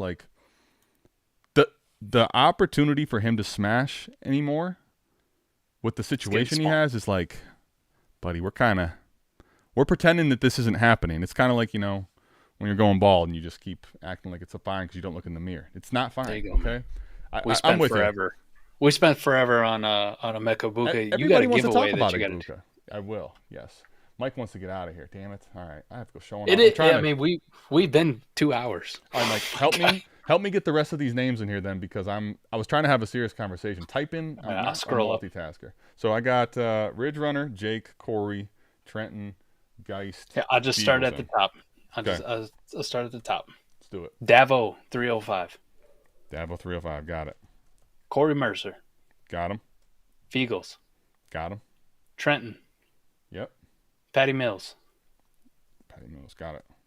Geist. Got him. Yep. Jake. Jake not from State Farm, from Carolina. Trip Crown. Yep. Alan Kuhn. Ridge Runner, also right? known as Ridge Runner. Yes. Got him. Ladies and gentlemen, we got him. A lot of people say they fucking hate me. No, I'm just kidding. I'm just scrolling through.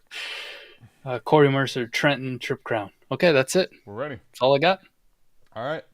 Ladies and gentlemen, this is going to be a Mike, I'll tell you what. Right now, correct me if I'm wrong. 1, 2, 3, 4, 5, 6, 7, 8, 9. If we have 9, I say we go 100-yard dash. You think you make the pivot? I think so. What do you think?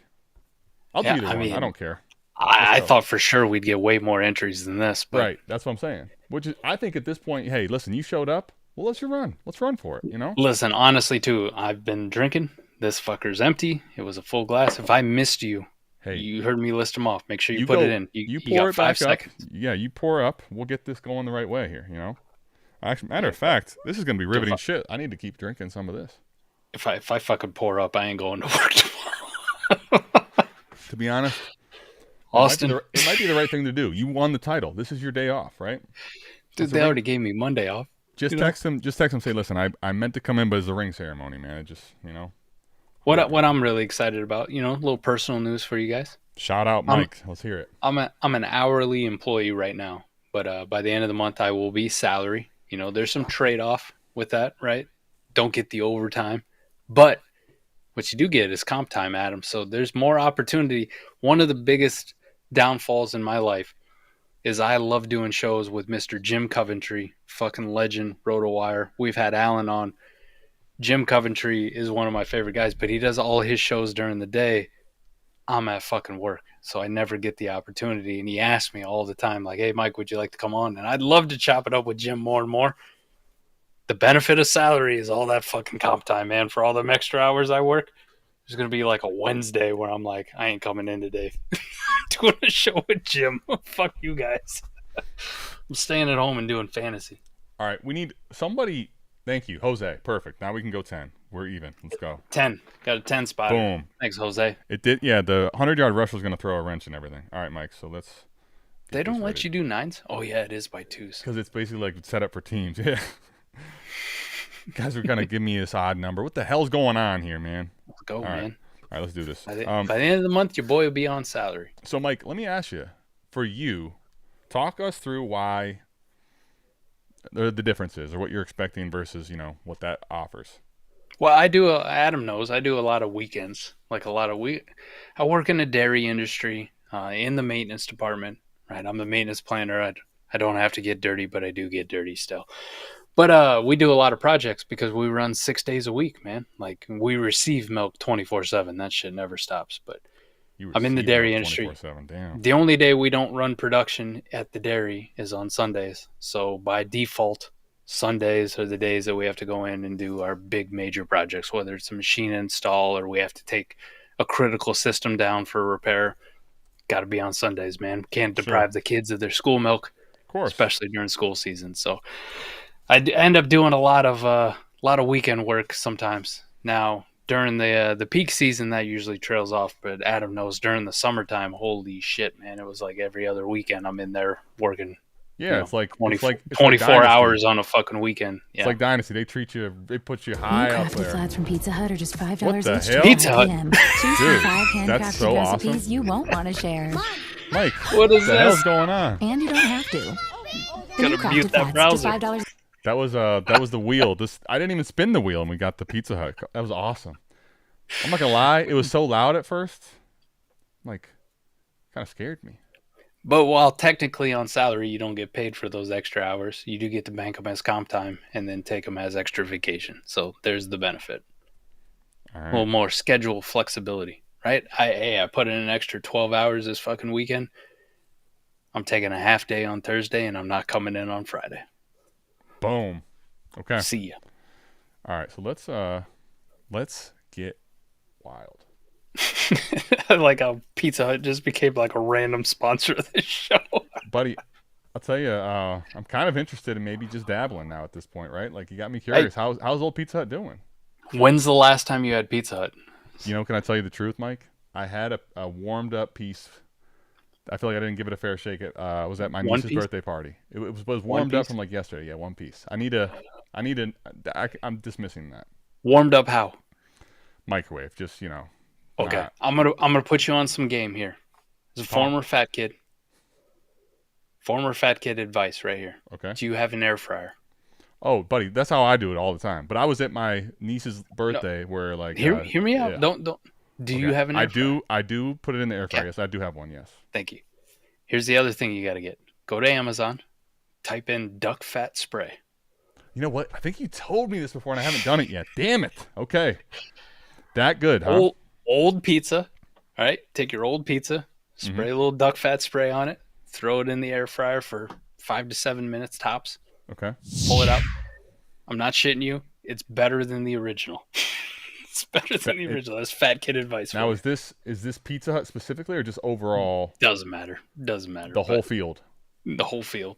Michael Pittman back to 101, right? That type of shit. 101 type shit. Right? Okay. This is me giving you Jaden Daniels last year in fucking April. That's what this is. Wow. It's that kind of advice. That's a lock.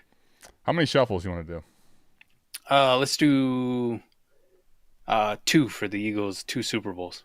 I know Fizz tried to throw shade, but by the way, Fizz, the Eagles have 5 NFL championships. Same number as the Cowboys. Eat shit. Dose. All right, ladies and gentlemen, shitheads. Start your fucking engines, man. Let's rock. Let's roll. All right. Let's go, baby. Listen, if this isn't riveting for you, I don't know what else to tell you. All right, unlock luck adjustment? No. I love all of my shitheads the same, you know? Equally. It's like we're supposed to be unbiased. Pick a kid, right? Do we have any personal favorites, by the way? We're supposed to be unbiased, but yes, but I don't talk about it in front of everyone because that's just that's how fair. Bad things happen. I'll say it. Let's go, Jake.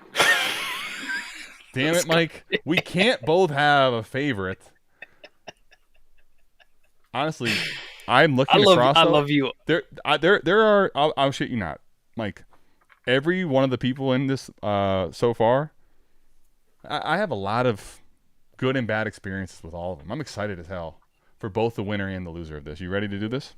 Yeah, Trip Crown, he said he knows he's the favorite, but I treat him like a Mecha Buki. Like, you're 30, bro. Trip, here's the thing, right? I would definitely agree, like, polarizing, right? You're polarizing, kid. I think, and that's a good thing. You know, I mean that in the most sincere of ways. What's the speed we want to go? We want to do this fast or want to make them sweat it here? Fast? Whatever. Yeah, fast. Not fast. Normal is awful, honestly. It is awful. What 2 and 7? Leave it alone. Yeah, just leave it alone. They look like they're running in Najee Harris speed on normal. They look like they're nausea. They can't see anymore. All right, guys, gals. You can take the pool side off though. Like, oh no, or are you leaving it up for ambiance? I was gonna do that, but they're coming in fast and furious, man. Let's do this. They are. Oh shit, Corey's out to a lead. Holy crap, Trip Crown, no, not Trip Crown. Pull a hammy. Pull a fucking hammy. Dude, he's like Cooper Kupp. First few weeks awesome, guys. But then it slows down. I need Ridge to. Runner, what are we doing here? I need to get. Hold on here. I need to. You need to zoom out. We can't even see the end. Hold on. I was about to say that would be awful, wouldn't it? Yeah, we're gonna have a funnel finish. Let's go. Geist. Wow, Geist. dude, he had him at the 50. That was anticlimactic as hell. Geist ran away with that thing legitimately. Geist had him at the 50. Geist looked like Saquon Barkley in that thing. Let's go, Geist. Dude, right now, Ridge Runner and Patty Mills, bless their fucking hearts, they're still out there running. You know how excited Trip Crowd was the first 50? Listen, I've seen this. Listen, I love Trip. You know I do. But I've seen him blow his load early all the time, buddy. It's a typical deal. Every trade offer he sends blows. I'm going to be honest with you. Geist has been flying under the radar. I mean, that was a solid performance. Impressive. That's impressive. The all sleeper. right, guys. Let me know Let me know. Dude, the thing just finished. You see that shave? You want to share the replay? I'll go ahead and show you, though, guys, one more time. It's okay if you don't like when people piss in the pool, but you're going to start taking shit in the pool, all right? Shit in the pool. It's accepted. I love it, man. It's accepted here at South Harmon, but all right, that was actually fun. And the Pizza Hut honestly kind of added all the ambiance we needed, you know? That's fucking great, man. Guys been around for a while, too, man. See a lot of comments from him. So, shout out now. Oh, listen, you know what? Mike, I'm going to, speaking of the Patreon, it's up, and we'll just go ahead and just acknowledge that how it is. See, this is what happens. You do an honest giveaway, and everyone's mad at you. This is the life I live now. There is no winning. You're going to lose every time. Hey, Corey, this is horseshit, okay? This house is a prison. So what you want, if you're upset, get your ass in the Patreon. Get your ass in the Patreon. We're going to have a new tier that's in the merch part where you will see, the stuff that's coming out available for drawing. There'll be limited edition. And every now and again, we'll mix in some giveaways. So the first pair of the year, we're going to start off with our ring celebration, Geist, cleaning the field. I mean, you guys, honestly, you got a long season ahead. You got a condition. He fucking dusted you. That was bad. Listen, you and I are boys, okay? But I can honestly tell you, this is no bullshit. I don't have a pair of those shorts. I don't have a pair of those slides. Mike, I don't have a pair of the shorts either. I'm telling you, I'm self-depriving on this. Now, I will tell you, I do turn a small profit. After all, someone does have to pay for the lap dances for the big guy. But, so don't make us out to be saints just yet. Am I still the big guy? I think just by, it's just a old habit dies hard. Like I said, I've called you the big guy. So, yeah, absolutely. You're still big in my heart and in a good way, right? At this point, you're more Vince Vaughn than I am, right? Like, listen, I don't know. That's one of those, like, am I supposed to? I'm Owen Wilson, but my nose isn't as big or, like, fucked up. That shit looks like it's been broke 15, 16 times. He's got a fucked up nose. Honestly, I could see him getting hit a couple times back in the day. Just, he gets a little nasally. Yeah. He's funny, but when he goes too hard, I could see it being bad. So I don't have any of those, by the way. There are some things coming your way that we. Let me just tell you. Let me give you a little preview. Huge. Okay? Sneak preview. I'm going the wrong way. Look at all that, Mike. You see those? Damn. That's happening. All right. They got to go somewhere. It's kind of like I don't know. It's like Goodwill or something. They got to find a new home. So. I think it's time to get in the Patreon. That's what you're saying. Yeah, get in the Patreon. Big things popping. So we have the NFL here. If that wasn't enough, we're trying to cover up and we're putting clothes on these kids' backs, Mike, at this point, right? I mean, literally. I love it. All right. Well, I think that's all we got. I'll tell you what I want to do though, just for the hell of it. Welcome to the spotlight. Yeah. The spotlight. We're playing the spotlight outro? Yeah, The spotlight. a little loud, We get but personal in the yeah. spotlight. The spotlight. I feel like the spotlight is one of those. I wanted a Fizz song, but this one I hadn't listened to in forever, dude. You know what, buddy? Talk to me. I love the fact that you brought that up. Because I did that with some fucking legends of the game. Like legends of the fantasy space. And I would tell you not to use that word lightly. It's true. You know what I never did? Tell me. You know what I never did? I never interviewed you, my guy. Well, I'm not a legend. I mean, Mike, you are. There's 9 people they're ready to kill me right now, We need to get that done. One more spotlight. At least. What? See, people are watching this like, see, Adam wants all. I'll take it. You know what? I would like, Yeah, I will have some. Mom, the meatloaf. We want it now. I'm in. I could do that. Spotlight. I'm going to fucking spotlight you. Speaking of the spotlight, we'll have to figure out when to do that, and we'll get that out there. But make sure you check out our podcast feed. Make sure you check out 40 Chess is back, making an appearance. Midnight. I'm pretty sure it's midnight central, by the way, too, like God's time. So an hour and a half. 1 a.m. But anyway, to semantics. But it's happening. I said appearance. That would be the wrong word. It's not making an appearance. It's for ear holes only. All right. So podcast feed. feed. Shit too? Like, look at this motherfucker. Dude, Look at that. that's the thing. We're doing it all backwards here. It's like Mike is as good looking as ever been, only audio, you know? But we got start shit coming. We've got Yes, sir. the grind. We're getting ready to kick high gear content, and make sure you check out Vibes. Make sure you check out the Redraft channel. Honestly, go tap into those because we're going to be doing, Mike and I will be over there. You know, not every week, okay? I know you don't want us to do that. That would mess up the vibes, but we'll try to get over there on a, you know, bi-weekly, monthly basis. Show some love to you guys. We'll see you back here, same time, same place, and we will have a lot to discuss next Wednesday. We love you. We're out of here. Peace. Peace.